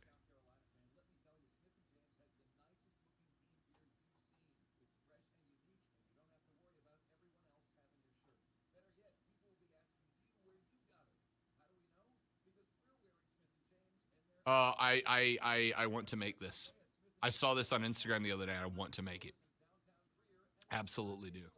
I have gotten big in the last few months about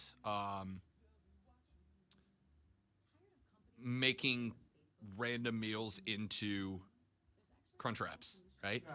I made a cheeseburger crunch wrap a few weeks ago. Yeah, I've done that before. I made the cheeseburger crunch wrap. I have made a number of different cheese and veggie style crunch wraps. I made a pizza crunch wrap.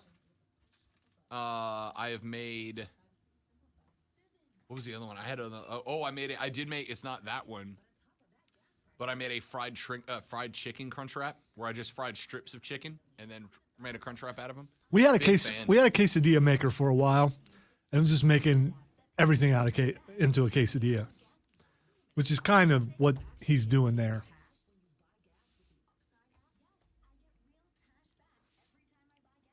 It's like nachos. You can basically make it out of anything.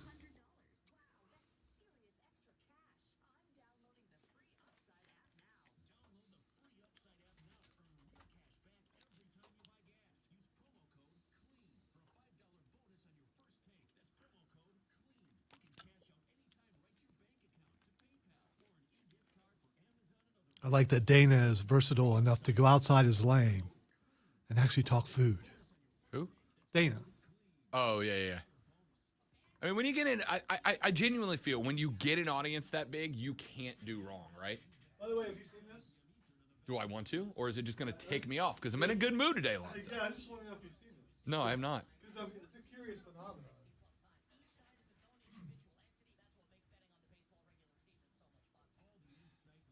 No, So it's that truck that did it, but everybody's kind of. Everybody's screwed up because of that one guy. And I feel bad for the car over here because that person who was the first person to get here, because they always show up at the same time I show up, is parked correctly. And the jackass and the pilot over here was like, what if I just ruined everybody's day? It's a big vehicle. It's hard to park. Dude, bleep that. Pardon my French. Wow. Don't you bleep on here, Rob Brown. Texter on the Preferred Home Services text line 71307 says, Rob, if Clemson does enter the SEC, there are only two teams they'll beat consistently, Vanderbilt and themselves in the spring game. I'm down for a little bleep you Friday action, right? Down for it. Text line's hot. I love it. 71307. Send your text. Start it with the word fan, F-A-N, fam. We'll read them on the air. I will tell you guys this. Every day we get off the show, And I'll usually go back and scroll through the text line. And the reason we tell you put fan at the beginning is because there's a button that we push. And when we push that button, it filters the texts that start with fan into one page. Because we share a text line with our sister station who gets like a bazillion text every 3 hours. And so when you put fan, we push a button that filters all of the texts that say fan up front and we can read them. And every day when Mark and I go look at the text line, we find 3, 4, 5, 6, 7, 12 texts a day that are clearly sent to us but don't get marked fan as a keyword at the beginning, and we just miss them during the air. We want to read your stuff on the air. Your texts are fantastic, but make sure you put fan out front, and we'll read them on the air. Be happy to. All right. Let's see. Mr. Reynolds 88 on Twitter says, a lot of work to do. Have you watched Clemson's quarterback play? Geez, awful in the spring game, too. They better hope that freshman from Texas wins the job, or they'll be watching Wake Forest in the ACC championship game, ... again. Listen, I did watch the spring game. DJ did not look amazing. He looked better. Do I think that DJ is going to be a Heisman Trophy finalist? Nope. I don't. There's a reason that what did we read the odds yesterday? Spencer's like 8,000, like plus 8,000. It's like 800 to 1. And DJ's like 750 to 1. 650 to 1, something like that. I forgot what the number was. But it's not like they're not going to be in New York. Neither one of them is going to be in New York this year, right? I don't need DJ to be a Heisman Trophy finalist. I need DJ to be reliable, consistent. That's it. See, I've been here 25 years. I remember the quality of quarterback Clemson had. He's still a step above a bunch of those guys. The problem is, and it's not a bad problem to have, is when you have the expectations, when you have Deshaun and then you have Trevor Lawrence, you expect everyone to be at least on par with them, and not everyone's going to be. And you know what? Maybe someday they'll get a quarterback that's better than those two. That can happen too. But for now, you take a step back, you get and you should have that mentality. You should. You absolutely should expect to win all your games, and then when you don't, you should be upset. But this is a kid. He's got room to grow, and he can get better. He absolutely can. And some people thrive when there's competition behind them, and now he's got that for sure. He's got someone breathing down his neck who will take his job if he doesn't improve. So we'll see what happens after the first couple games. Cade is going to be breathing down, but Cade's already breathing down his neck, right? Like, DJ's got to know. Now, the difference is... Yeah, but you also got to look at the history of Dabo. Dabo will let you keep the job until you lose it. Well, I agree, but there's a lot of factors that determine the point of when you lose it.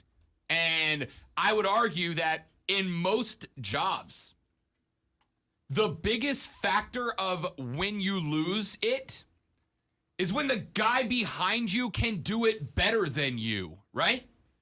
You want to know why? That's not always the case, because not always. Loyalty sometimes, and loyalty is something that has been a factor in the past under Dabo. Sure. Eventually, he will pull the trigger and put the other guy in, but he's going to let you have a chance to prove in a game time experience that you're better and you need to be the one to stay in there. So, like I said, there's a bunch of factors as to why you might lose a gig.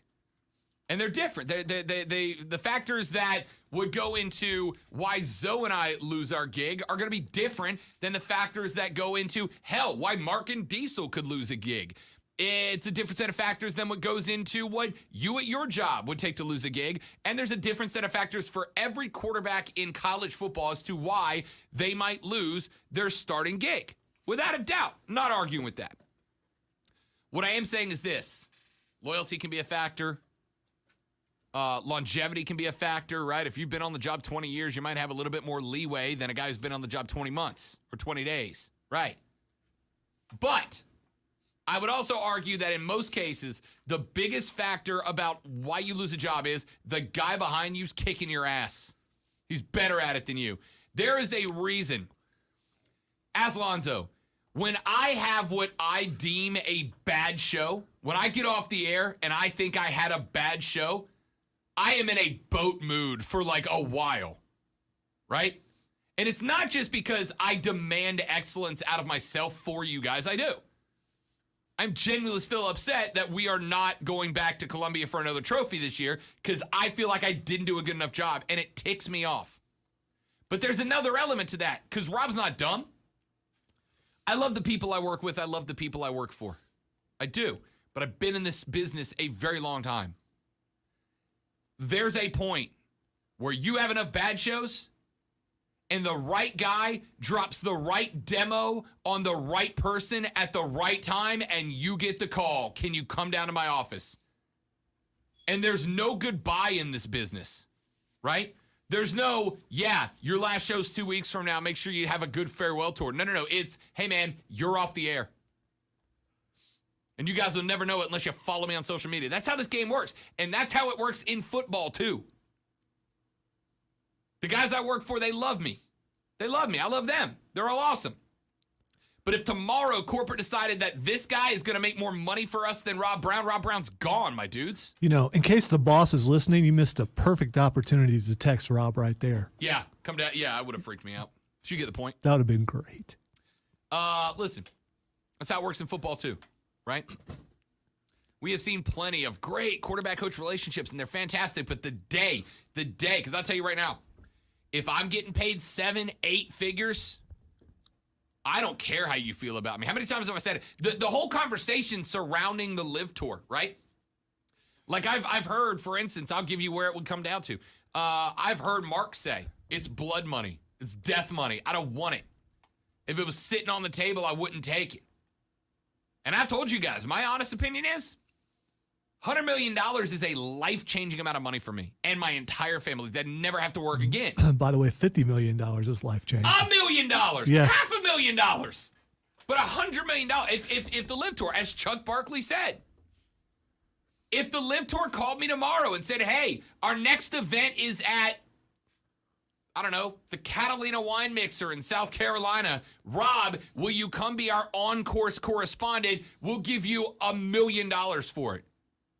I got to tell you, the ethical debate would rage in my heart, but I can pretty much tell you ultimately I'd have to say yes. Not because I want blood money, but because my mom never works again. My brother's law school debts are paid. My debts are paid. My girlfriend and I have a house that we own outright, right?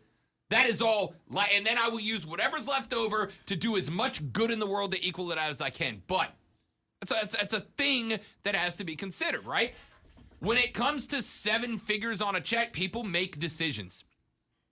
Do you think, Zoe, that if Dabo Swinney comes to a spot that he firmly believes the number one reason Clemson lost a game or games is DJ Uiagalelei, that he won't make the switch to Cade Klubnik over a $7 million paycheck? He has made whatever it is. He's made the switches before, but usually not until after a game.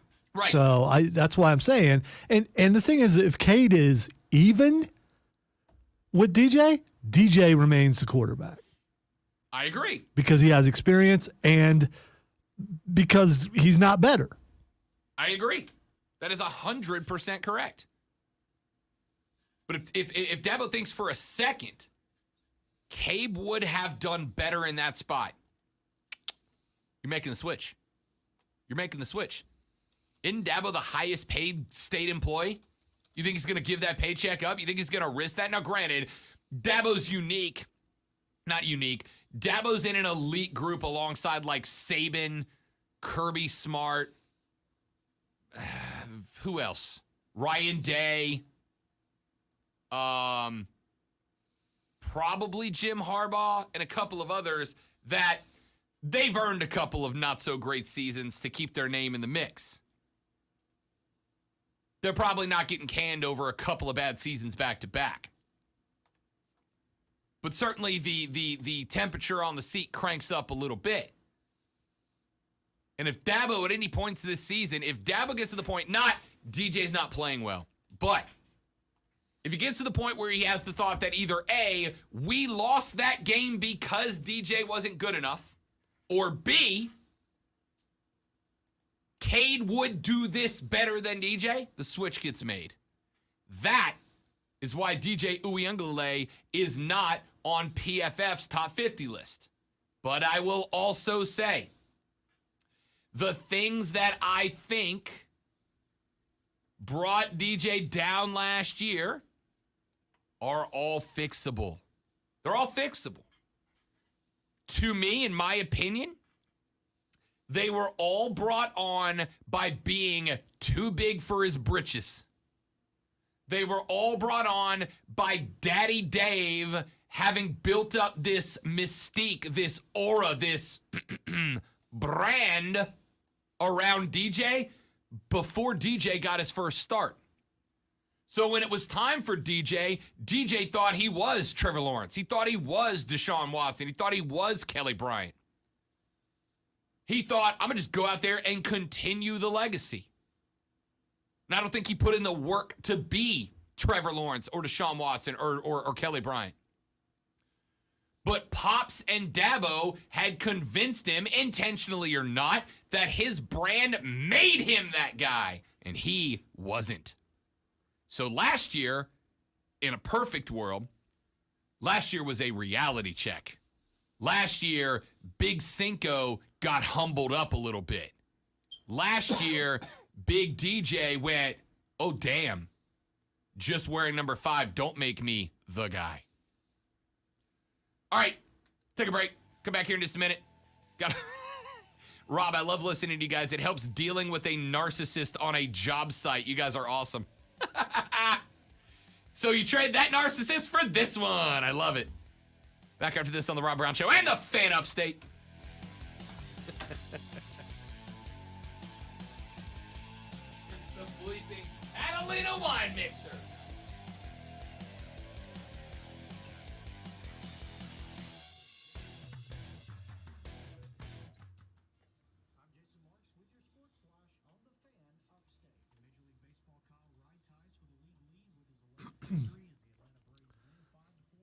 So this is interesting. Scientists have detected a strange radio signal in a distant galaxy. There were periodic peaks that were remarkably precise, emitting every fraction of a second. Boom, boom, boom, like a heartbeat. Researcher Danielle Micheli said. So, radio signals, echo, aliens, what is it? I don't know. I'm sure Rob will have a very scientific explanation as to what it is, even though we don't know. If it is a heartbeat, are we living in a Men in Black world? Are we actually a cell in a larger body? I don't know. I do know, but I'm just speculating.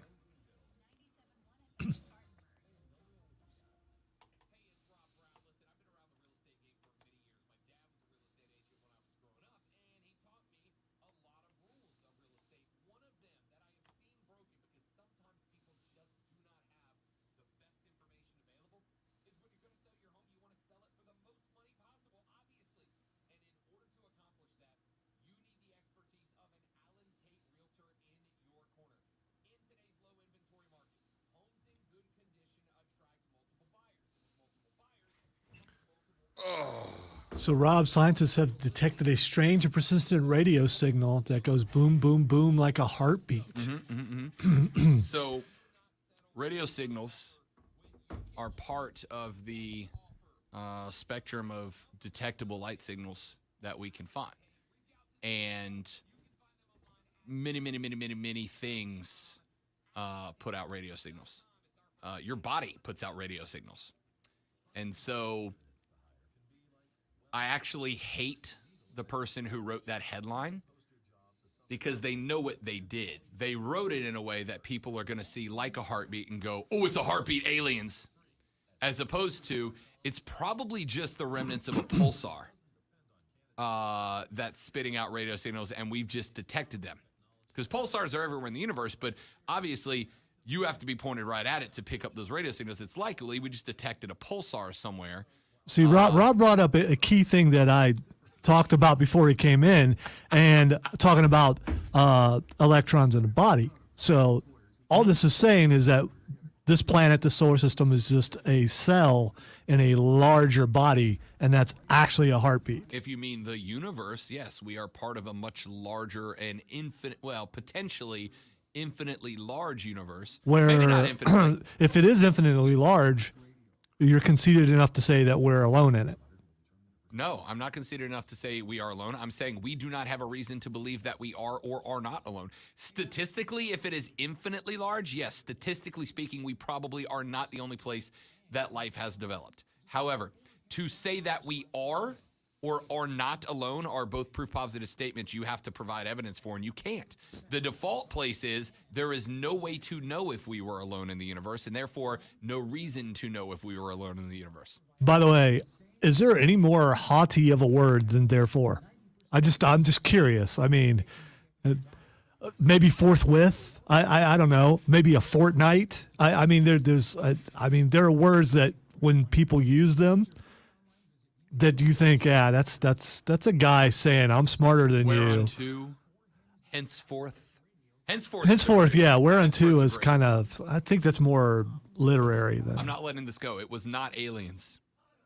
It was just a radio signal. They're literally everywhere. See, literally everywhere. all I'm thinking of is was it last year or the year before when the Utes decided to storm Area 51 and said, "Let's see them aliens." I wish they would have gone through with it. No, I'm glad they didn't because it would have been a massacre. It would not have been good for them. No, it wouldn't have. TikTok challenge: get exploded by the government Yeah. on live TikTok. Yeah. Would have been famous for a little while, though. I mean, for some people, that's a big 100%. deal. Hey, so Courtney and I are both doing a diet, and we're trying to cut down on carbs and sugar, right?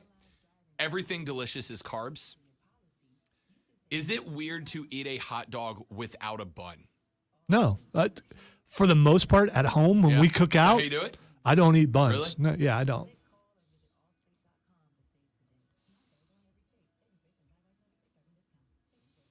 That is a big glove. That's a big That's glove. a really big glove. I hate that person. I think my head would still stick out of that glove, Pants by the came- way. The mustard hot dog's pants came off, and they are still. Oh no, it's Oh, over. faceplant. They were doing their best. It was a commendable effort until poof, Running so fast, I ran out my pants. ketchup's on a heater right now, though. Oh no!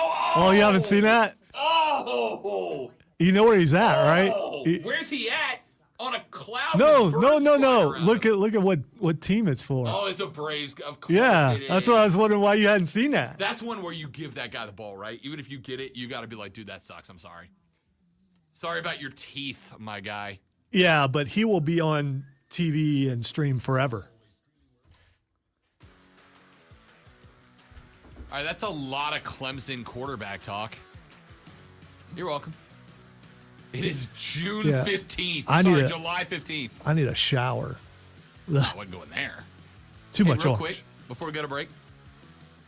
The headline is detected a radio wave like a heartbeat, not detected a radio wave that is a heartbeat. For those of you that have seen the headline, NASA detects radio waves in the frequency of a heartbeat. That does not mean it is a heartbeat nor aliens. It means it is rhythmic, which could be like a lot of things in the universe are rhythmic. Probably going to be radiometric waves off of a pulsar of some type. Thum, thum, thum, Or thum. someone, this happens all the time in this room. Rob gets really loud, and I hear the echo afterwards. Yes! Because it's so powerful that Yes! it's just like it's like sonic waves. We like a lot of things. It is aliens. It's not aliens. It's absolutely aliens. A lot of things create. Oh, come on. Let's go Radio War. waves. Let's go War of the Worlds. It probably wouldn't work now with social media and everything, but how much fun would that be?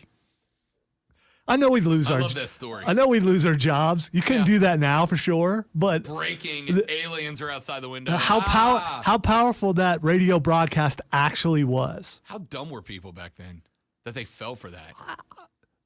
A trusted source on the radio, and they thought it was. I mean, So dumb. How did our forefathers make it to this point? Mass panic created by a book. No. Scary.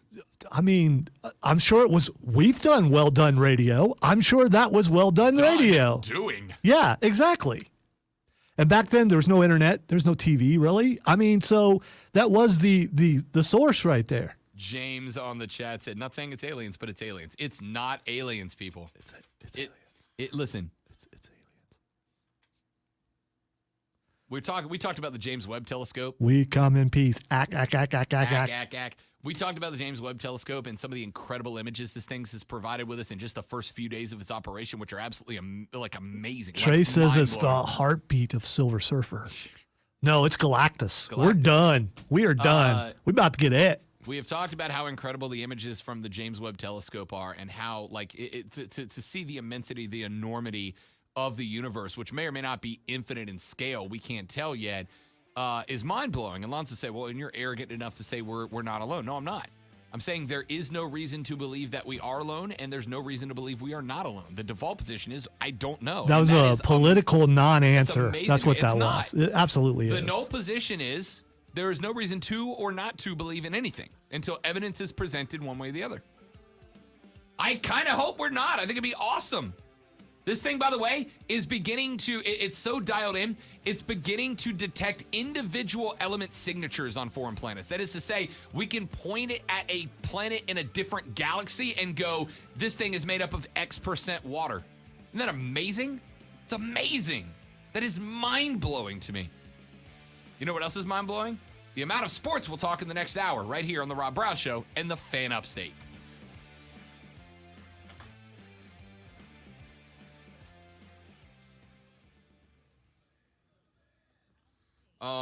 So that you know, because I haven't had the chance to tell you, I got to run right after the show today because I'm filling in on the Odyssey podcast again, or on the BetQL Odyssey podcast again.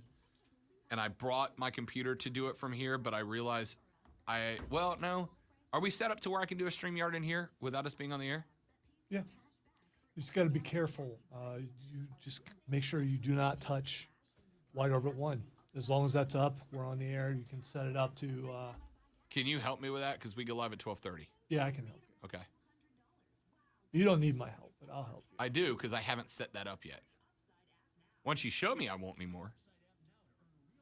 Clemson Big Ten discussion reminds me about the time WCW Nitro came to Greenville and Scott Steiner cut a promo about how superior Michigan was to Clemson in every way.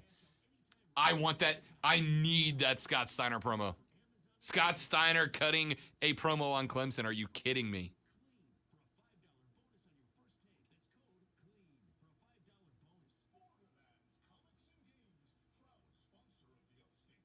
Question is, do you remember it because he was right?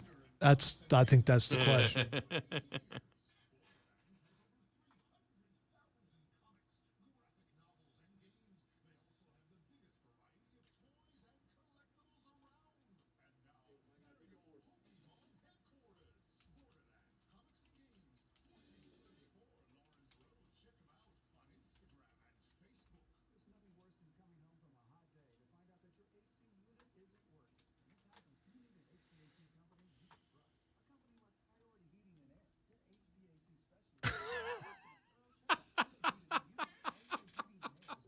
Not wrong. Not wrong.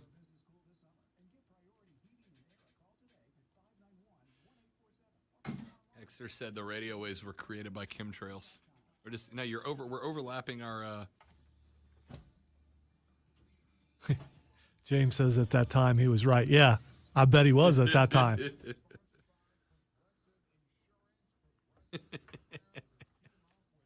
Michigan is still one of the winningest programs of all time for a reason. They had to win a ton.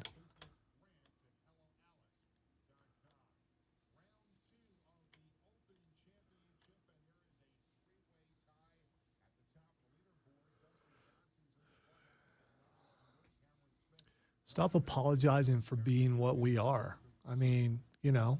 And we just got to accept it. Just got to accept If, it. unless you are getting chastised by the powers that be, do you, man? Yes, sir.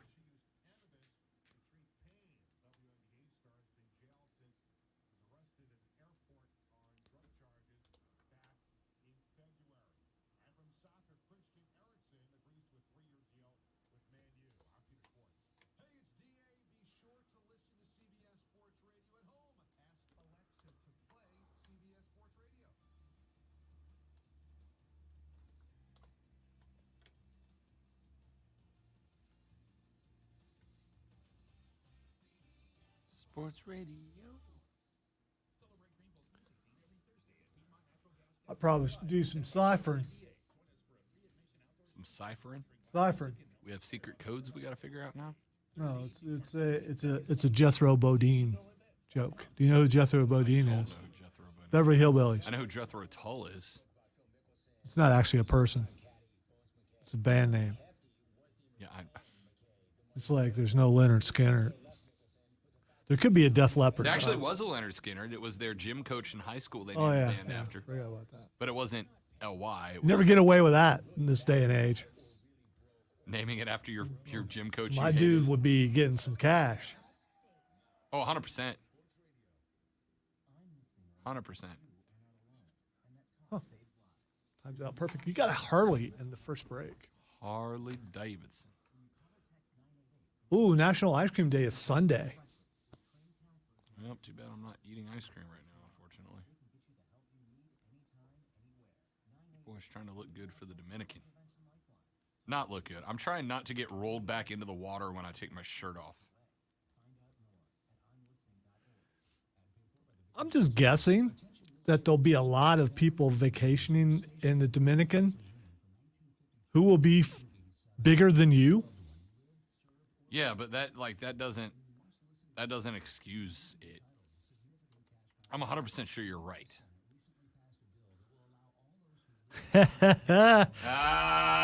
Keegan. Bravo. See what he did there. So when you're eating Neapolitan ice cream, which flavor do you eat first? I don't eat Neapolitan ice cream. It's All right, if you had no choice, Rob, once you play the game, man, chocolate. right Chocolate- answer. Chocolate is the superior. That is the right answer. Strawberry second, vanilla last. Vanilla ice cream, unless it's on apple pie, is pointless. Again, that's just weird. Vanilla ice Putting cream ice cream on pie is is just, not weird. It's literally, unless it's an ice cream pie. it's the default way to eat an apple It is pie. not. There's It a is. no. You eat it hot out of the oven, flaky crust. Where's Stethakis when I need him? I bet if you go to Stack's right now and get an apple pie, Stack's puts ice cream on it. I'm about to text him and find out. Well, you need to text them and find out. That's pie a la mode. You'd have to ask for pie a la mode. No. You wouldn't automatically get the mode Not apple pie. with Apple the. pie default comes with No. That's pie a la mode.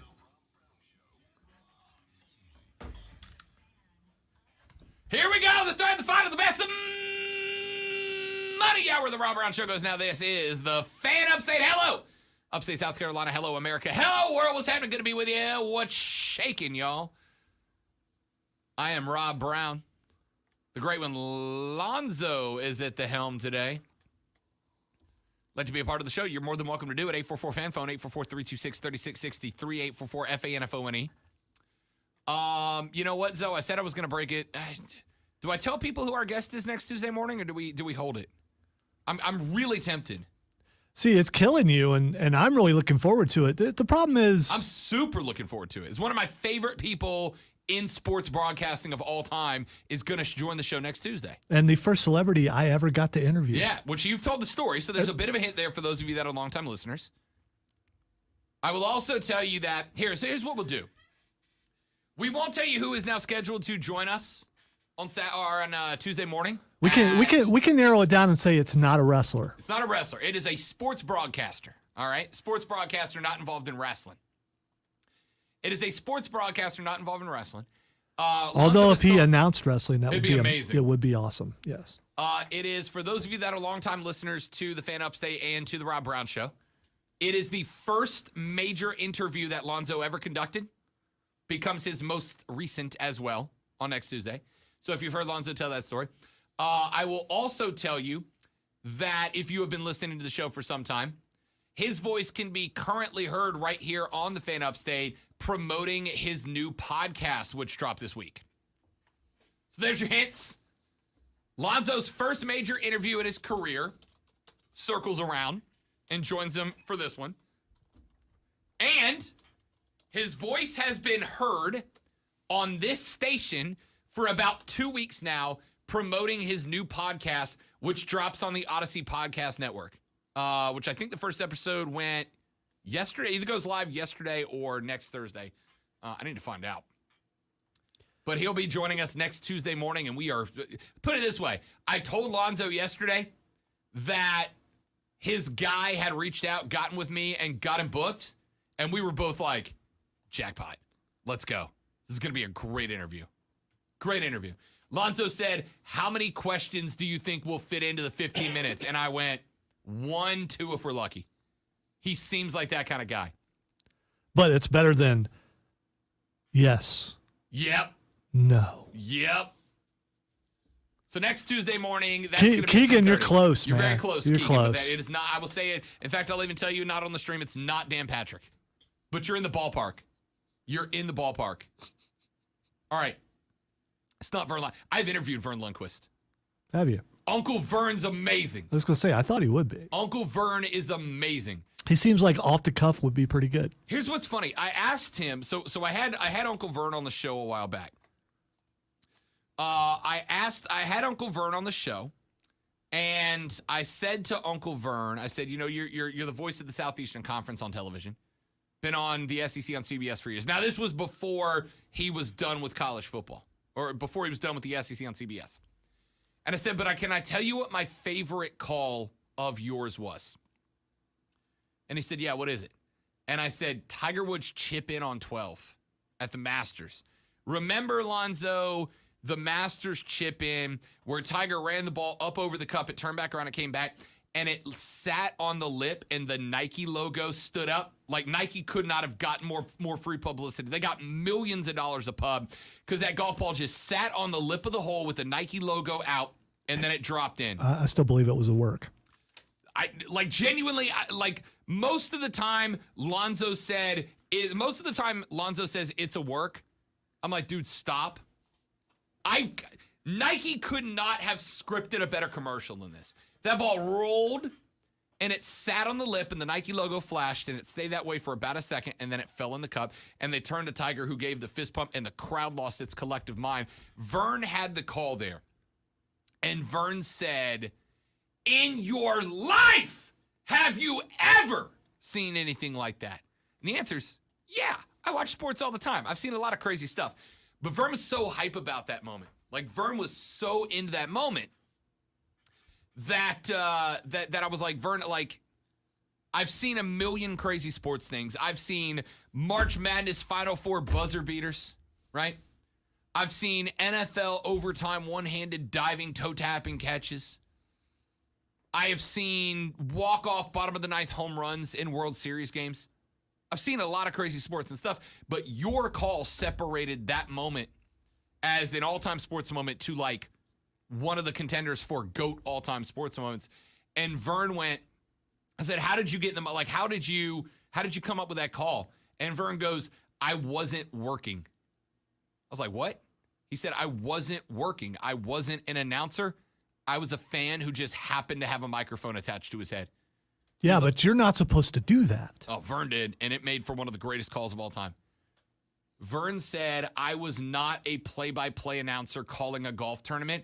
I was a fan who saw something amazing and just happened to be wearing a headset at the moment that it happened.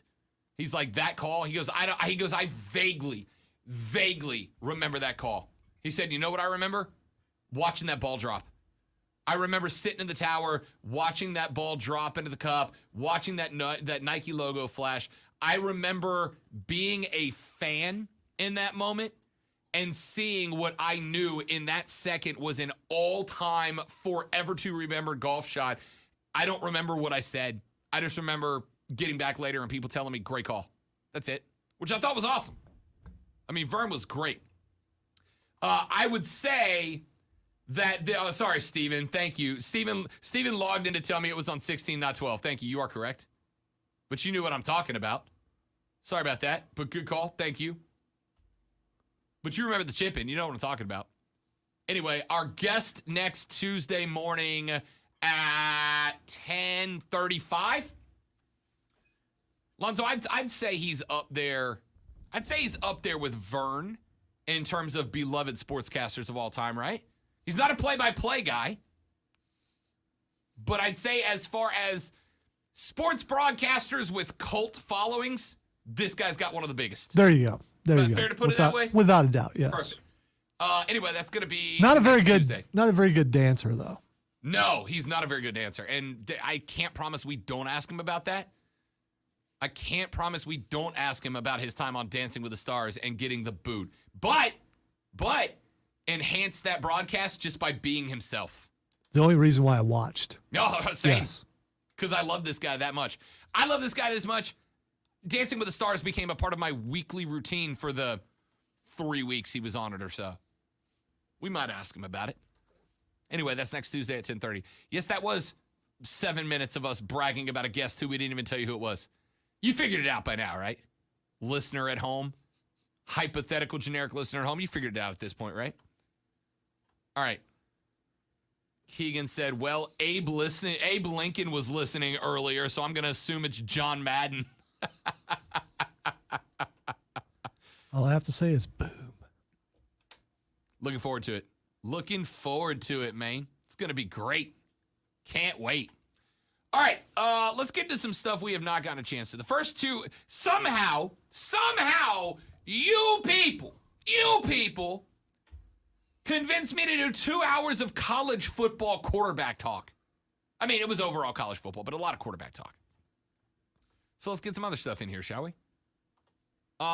Let's start with, you a home run derby guy at all, Zo? You get into the derby at all? We know I'm not a baseball guy, but Right. but I will watch the home run derby. Yes. Derby's next Monday, and we've got the field set, and I'm pretty excited about it. We've got the field. We know Pete Alonso is back in it. Alonso is going to try to go back to back and be the first player in history to win 3 times in a row.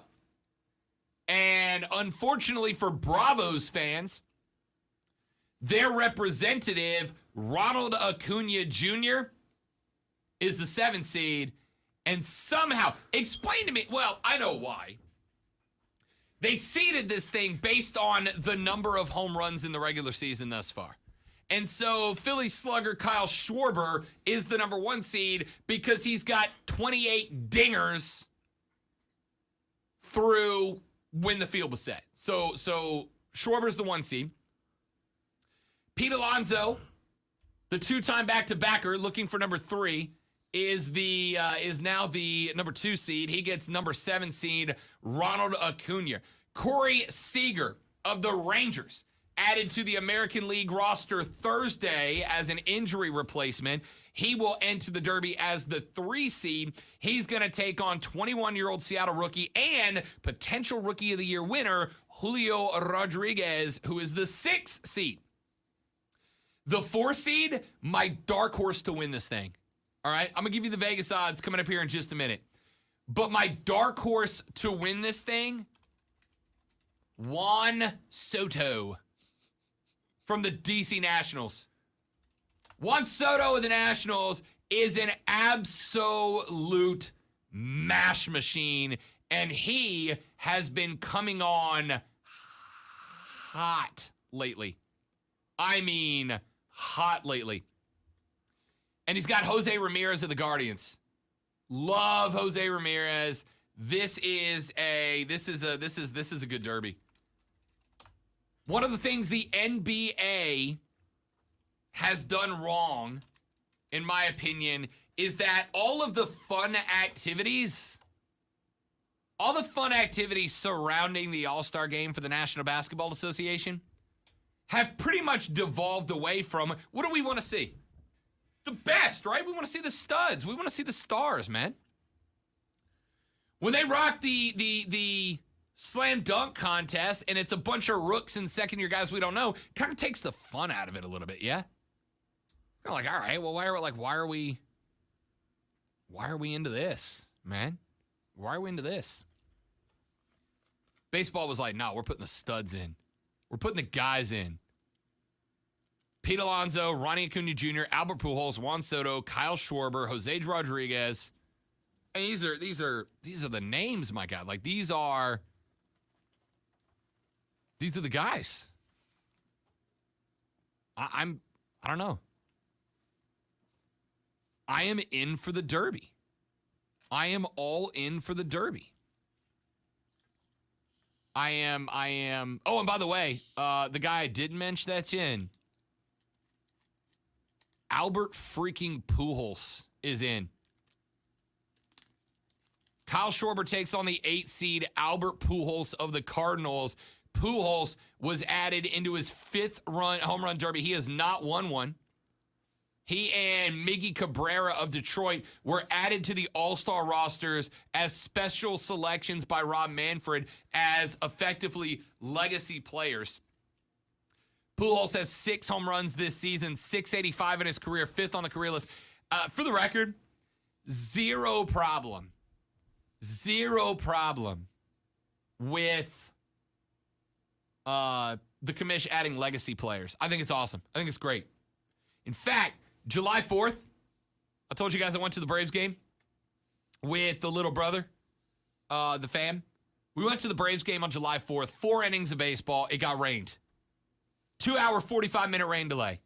Well, Rob Brown, unfortunately, could not hang in Atlanta until they restarted the game at 11:35 p.m. Headed back to Greenville.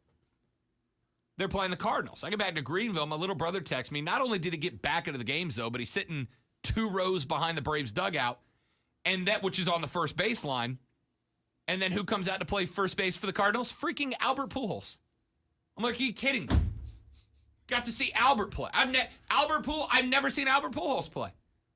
Guy's been in the league 39 years. I've never seen Albert Pujols play. It's a bummer, right? I have over the years gone to Braves games specifically for legend players, guys I wanted to see play, right? I went a number of years ago when there was a series, I don't remember when it was, the Sox came down to Atlanta.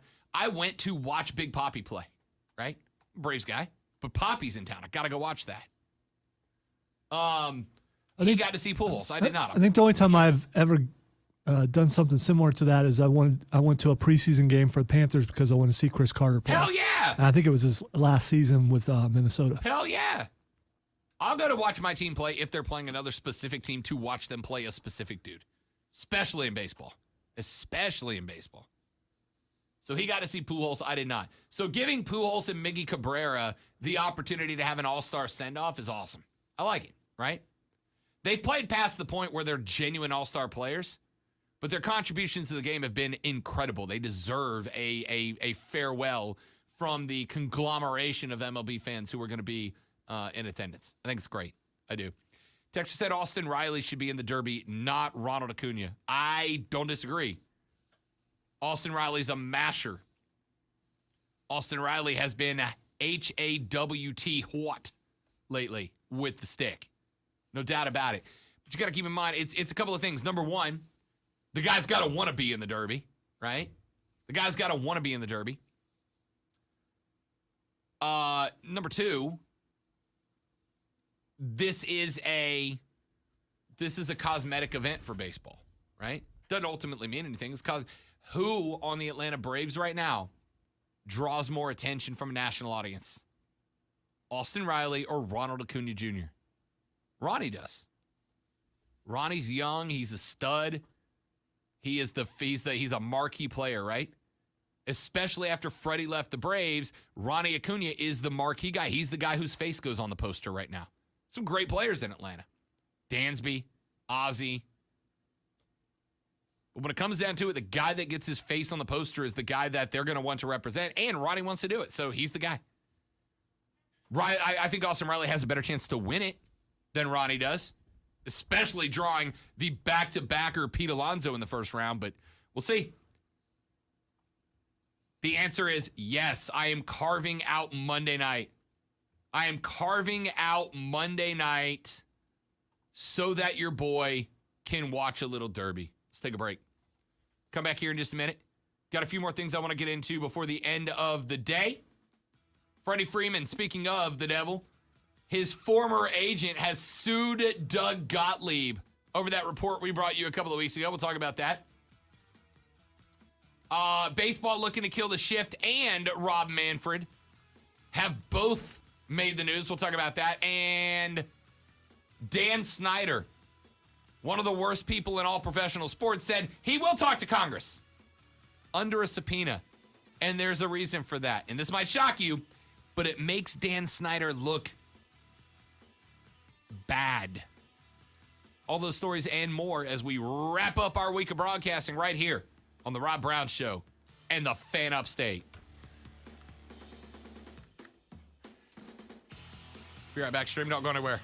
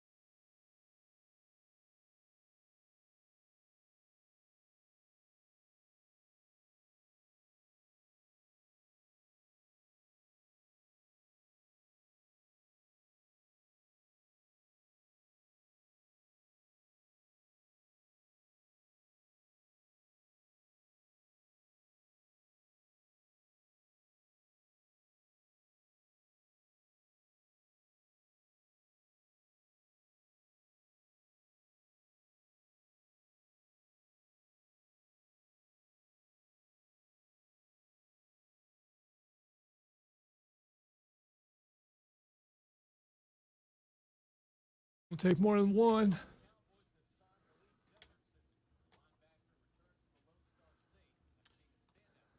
Did you say Abe Lincoln? Hey, Blinken.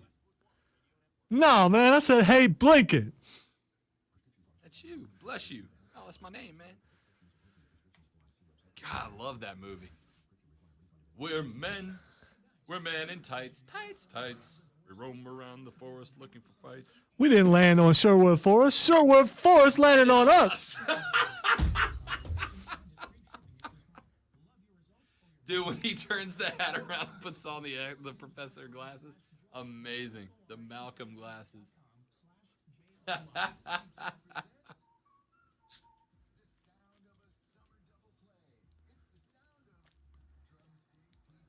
We're blinking in the lookout thing. What are you doing up Yes. there? I'm guessing.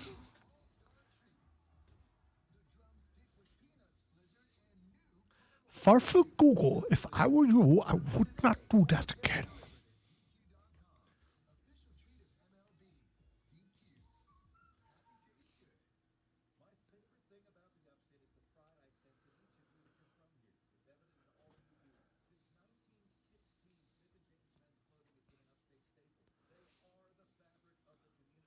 I'm guessing we'll be moving that to Saturday, Keegan. Just guessing.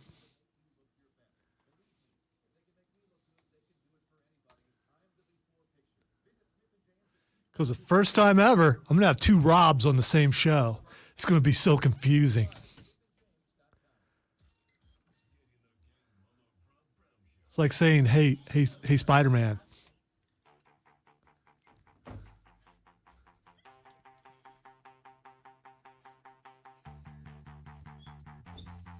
To answer the question asked on the stream, we are going to save Fanboy Friday because I'll be sitting in tomorrow on the Upstate Pulse. Got the whole daggum crew together on that one. 7 to 9 tomorrow, 106.3 WORD. If you just don't get enough nerd and pop culture stuff on this show, then that is the show for you. Hosted, ladies and gentlemen, by the one, the only, the great one, Lonzo himself. And the best part about tomorrow is I will literally kick my feet up and just react to stuff. I don't have to plan anything. I just show up and be amazing. And we're going to have Rob Young from Borderlands Comics and Games on tomorrow. And we got a big thing going on after the show. We're going to have some fun tomorrow. Yes, indeed. And I heard tell that there may be an AI takeover tomorrow.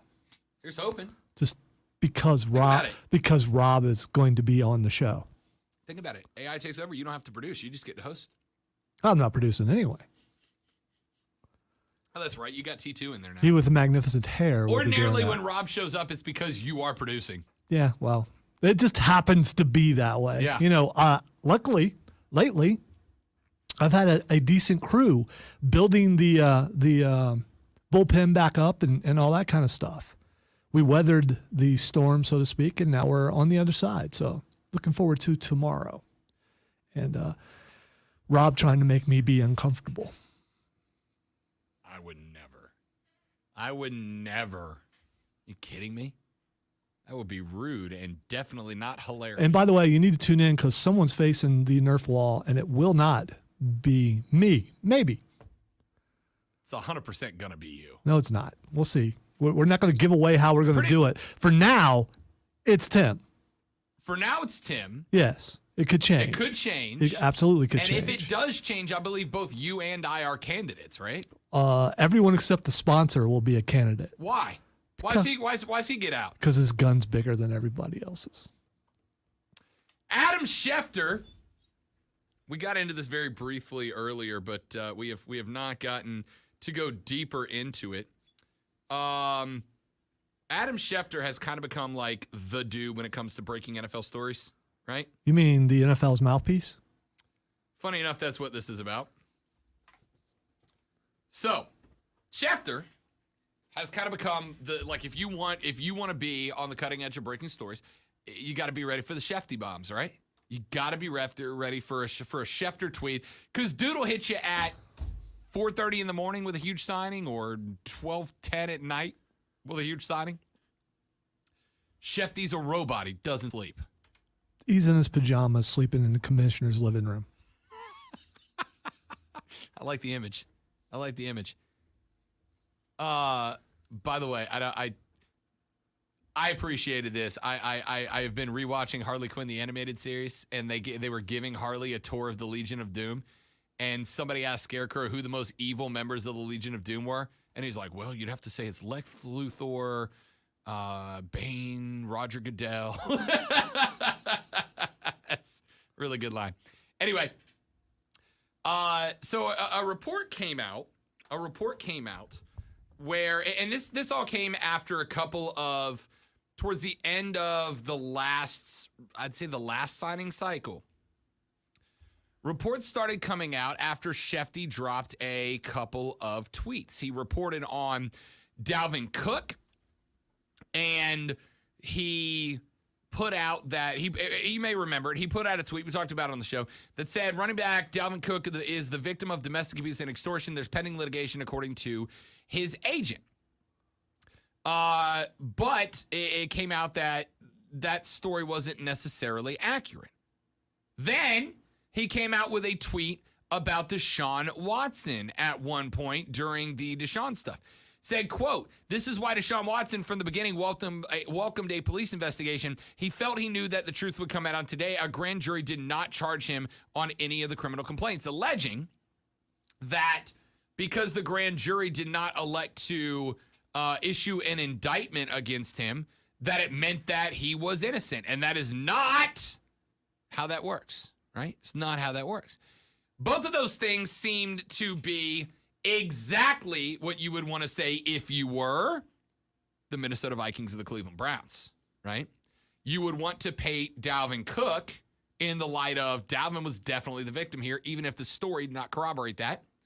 And if you're the Browns, you would 100% want to say that no indictment against Deshaun means that Deshaun is innocent. Neither of those things were accurate. So, according to a report that came out,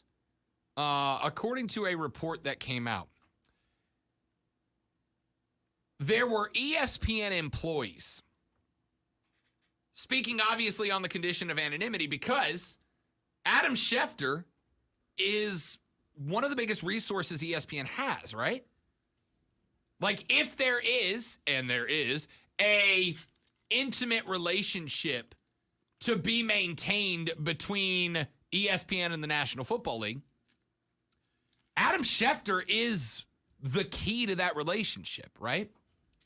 And it is because of, if it is true, what he's been accused of, which is carrying water for the National Football League, right? Hey, we're gonna give you this scoop, you know those Shefty. poles that go across your shoulders and you have pails on the either side are really big. That's what he's doing. Schefter. That's him. That's Schefter. In this analogy, that's Schefter.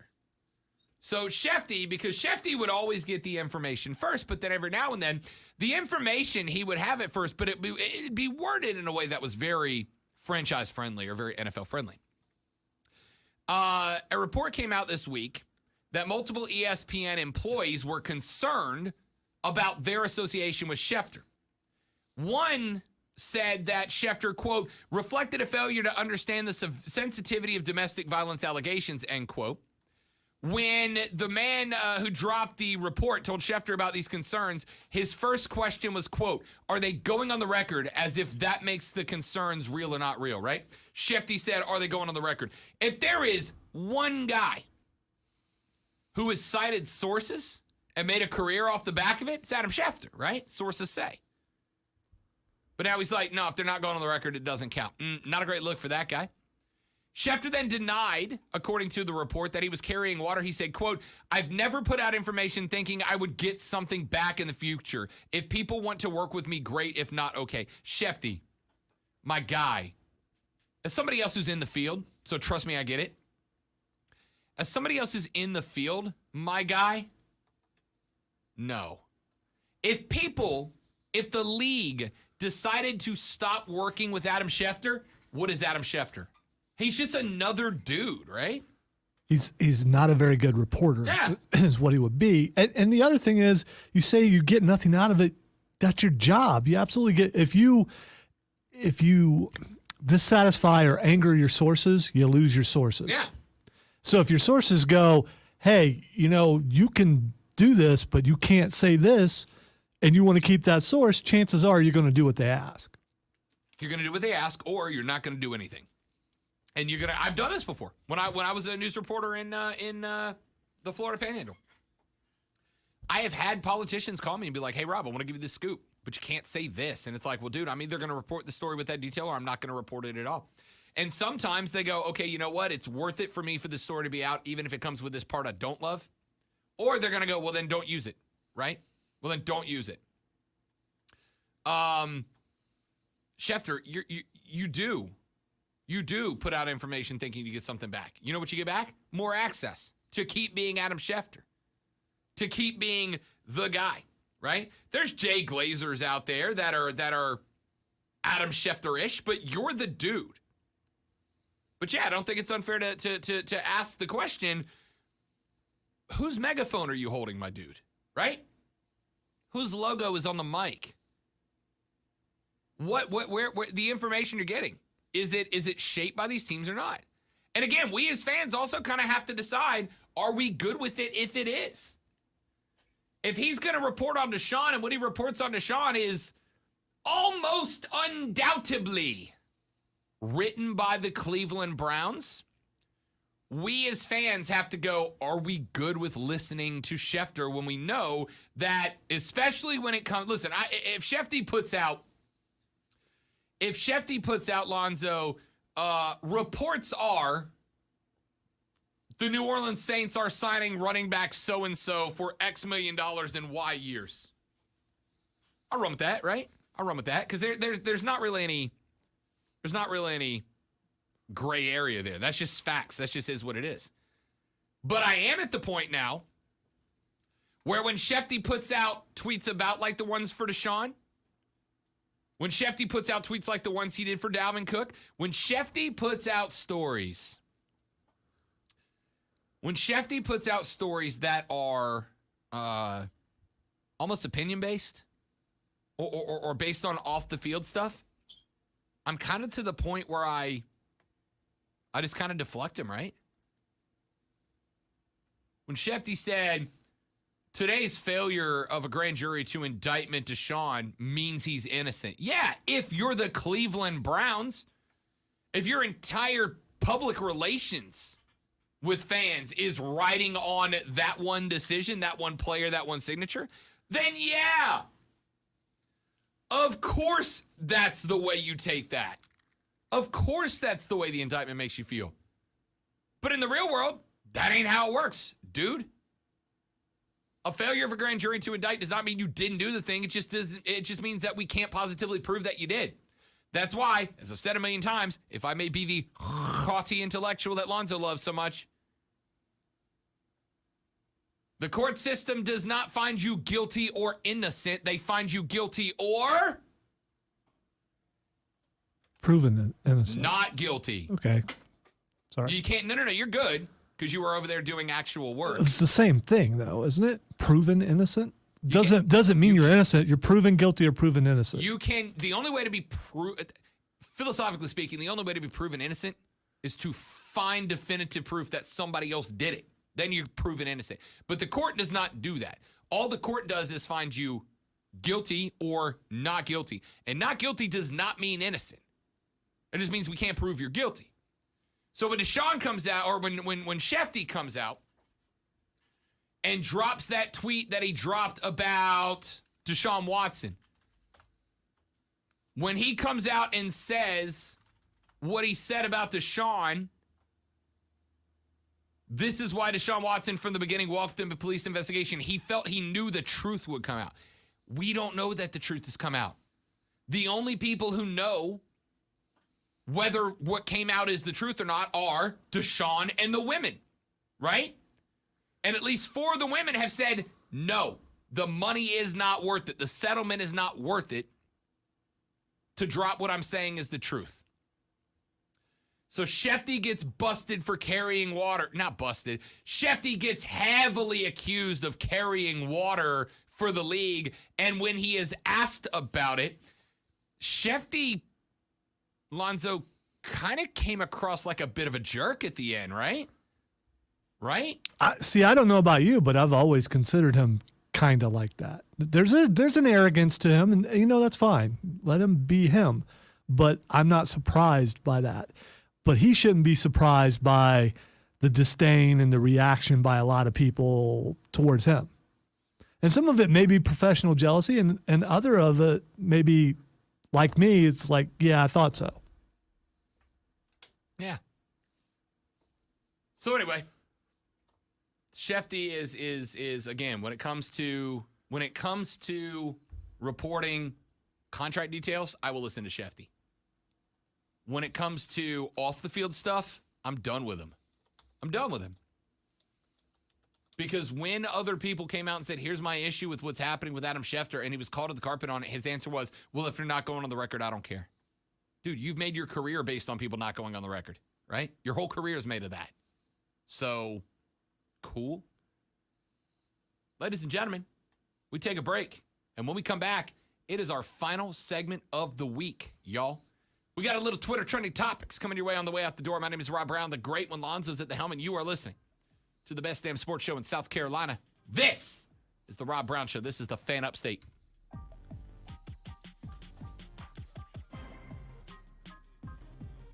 Did you see what I sent you? I did, and I'm listening to it when I get off the air. No. About the AEW thing? No, I just sent you something else. Oh, you sent me new stuff. Yeah.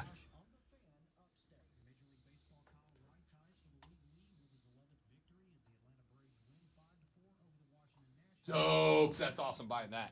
Yeah, I just looked up the price though. $200. 120. That's not awful. Yeah, it is. But it's not It's still Legos are just way too expensive. I agree with that. I don't even know when the last time I bought a Lego set was. A Lego set. By the way, Luke, the reason why you can't see Keegan's because he's commenting on YouTube. That's why a lot of times we try to as much read the comments from the stream as if you can't see them because some people can't see what other people are doing. So.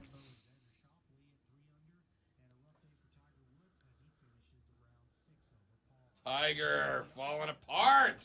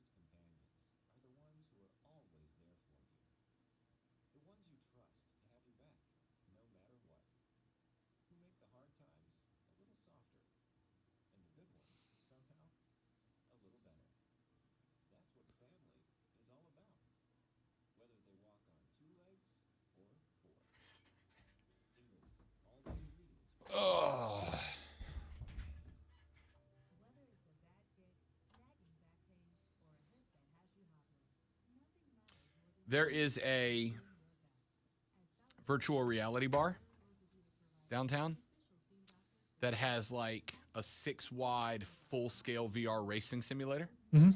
I 100% want to get all of us down there to race against each other one day. Say, Dave & Buster's has, or they did last time I was there, a ride like that, where you can get like, I think it's 6 to 8 people on it, and there's a roller coaster and there's a Jurassic thing, and seen that. And I have video of Mark Ryan screaming the entire time we were on it. He called you. He called us both out on his show yesterday because Clemson is doing their Media Olympics Tuesday, and they're at 7 a.m. And so I tweeted his show and I said, "Did you have Dabo schedule him at 7 because you didn't want that smoke at Papa Shot again this year? Because I killed him at it last year after all his bragging." So he's probably bragging about how he beat me at Papa Shot. Good for him. Nope. Okay. Air hockey. Right, because I also asked if there was an injury involved, would I be held liable? I asked the powers that be because I bragged Were you about. gonna body him? No. When I normally play the way I play, I'm hitting that thing as hard as I can, and I was told that would be bad, so I backed off. Oh. He won fair and square, but I didn't play the way I normally would play. Gotcha. I have two other fun things. Number one, let me start with Luke, who said, "Rob, can I send a beer to the booth at the match on Sunday?" Unfortunately, no, because I'll be on play-by-play, so I can't be knocking about brewskis while I'm doing it. However, what I will tell you is that, Luke, if you would like to meet me in the parking lot after the match, in the tailgating parking lot right across from the stadium, I will absolutely have a beer with you there. Or you can join the rest of us over at Growler House afterwards on the west side and have a beer with us there. I will gladly grab a beer with you. I just can't do it during the match because I'll be working. Or, Luke, you come to the next Triumph game, you hang out with me and Keegan in Section 110, and I will do all the beers with you at a Triumph match where I'm not working. Second fun thing is, I'll talk we here.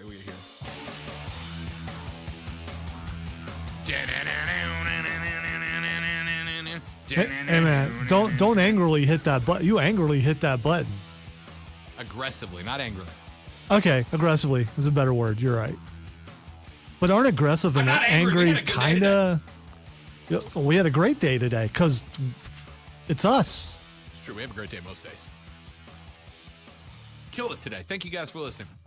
Love the texter that said, "Rob, I love listening to you guys. It helps dealing with a narcissist on a job site. You guys are awesome." And the more I read that, does it mean it helps dealing with a narcissist, like listening to me while you're on the job site? Or do you mean there's a narcissist on your job site and listening to me distracts you? Well, what he's talking about is how I deal with a narcissist every day, and so now he knows how to deal with it. Got you. So you learned from Lonzo how to deal with a narcissist in me, and you can transfer that skill set to the narcissist on your job site. You're welcome. Yeah, man. I told you, we're just here to make your life better. Hashtag nailed it. Absolutely nailed it. If you want to check in before the end of the show, you can do it. Fan phone is open. 844-FAN-PHONE. 844-FANFONE. That's 844-326-3663.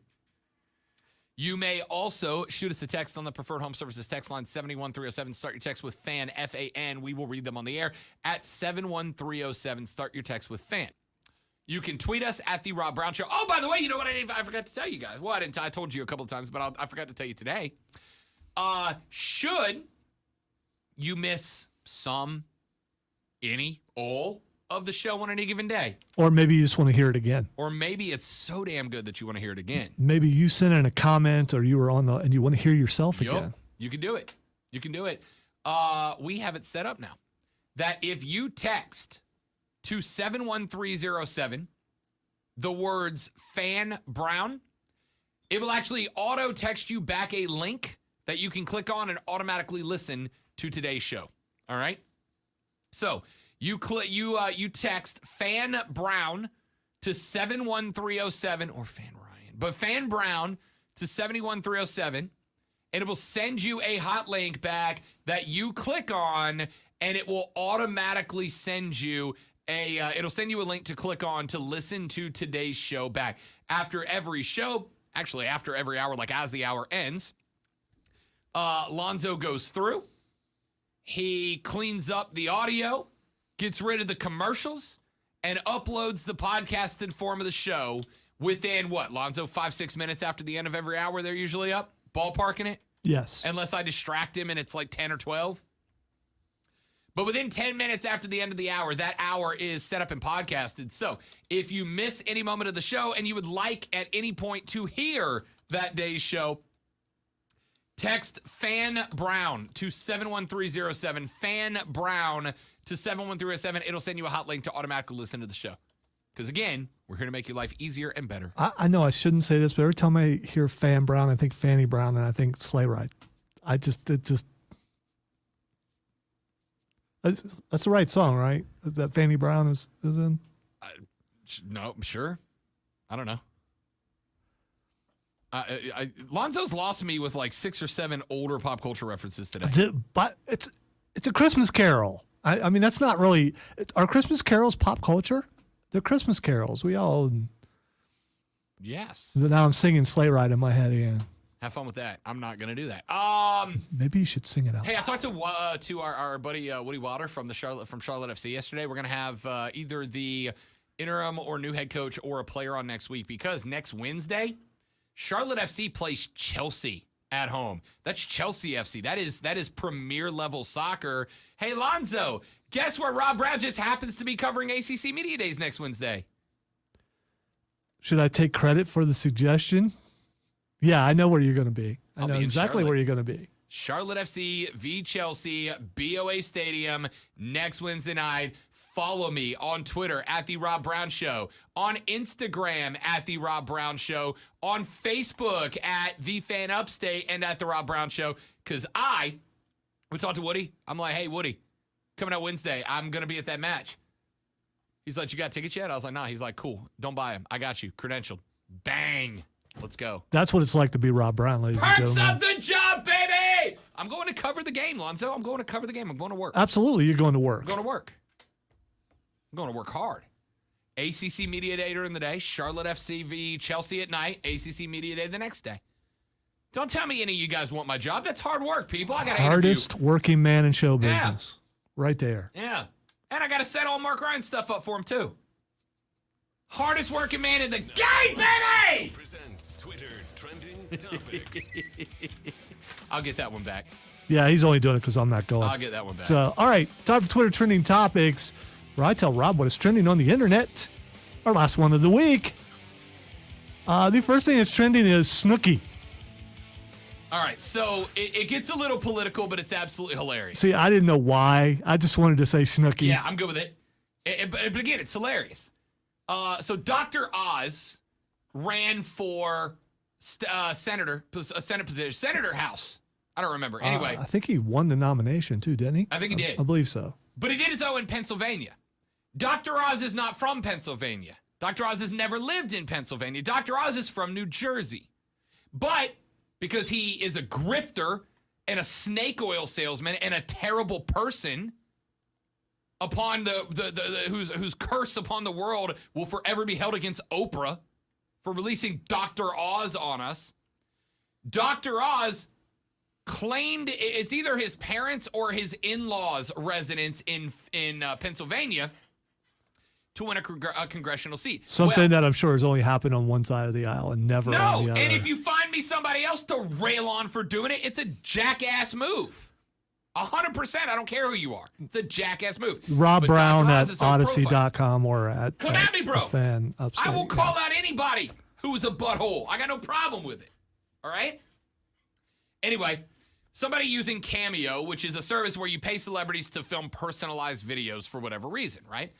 Got Snooki, who does not know who Dr. Oz is or doesn't know his first name, asked them to record a video from Snooki, who's like, hey, it's Snooki. You know me from Jersey Shore. I'm a hot mess. Mehmet, which is Dr. Oz's first name, we just wanted to tell you we're sad you're leaving Jersey. We know it's your lifelong home, that you're from here, but you got to move to a new state for a new job, and we think it's great. But just remember, you're from Jersey. You'll always be from Jersey. Jersey will welcome you back when you're ready to come back from Pennsylvania. But good. Just an absolute burn, and it was spectacular because Snooki doesn't know what the hell's going on. Par for the course. Dr. Oz gets roasted. It's just a great burn. It's a great burn. I apologize to the listeners. I should have researched it a little bit further. Nope. Brought politics into the show, and I didn't mean to. All right. The next thing is trending, probably the last thing, TV 14. WWE Monday Night Raw is dropping its TV PG or it's whatever PG. it was. It was PG, yes. And it's moving to a TV 14 rating. People are like, oh, we're going back to the Attitude Era. No, we're not. It's TV 14, dude.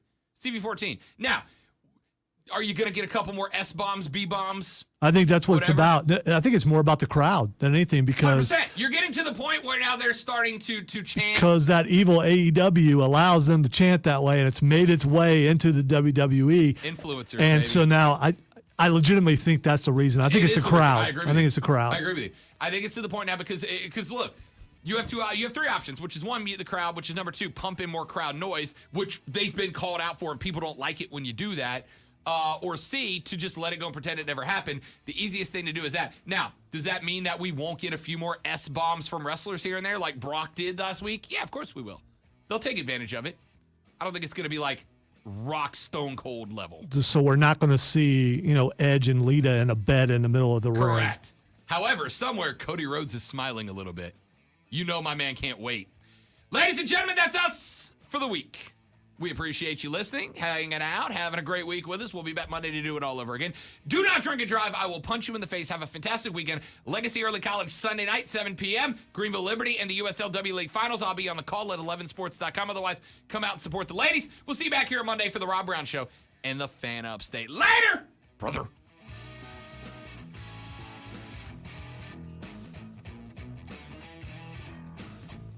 Ben Brown. We just promoted that in that liner drops. You'd love to see it. Stream, you guys are amazing. Love you. Good times. We'll see you back here.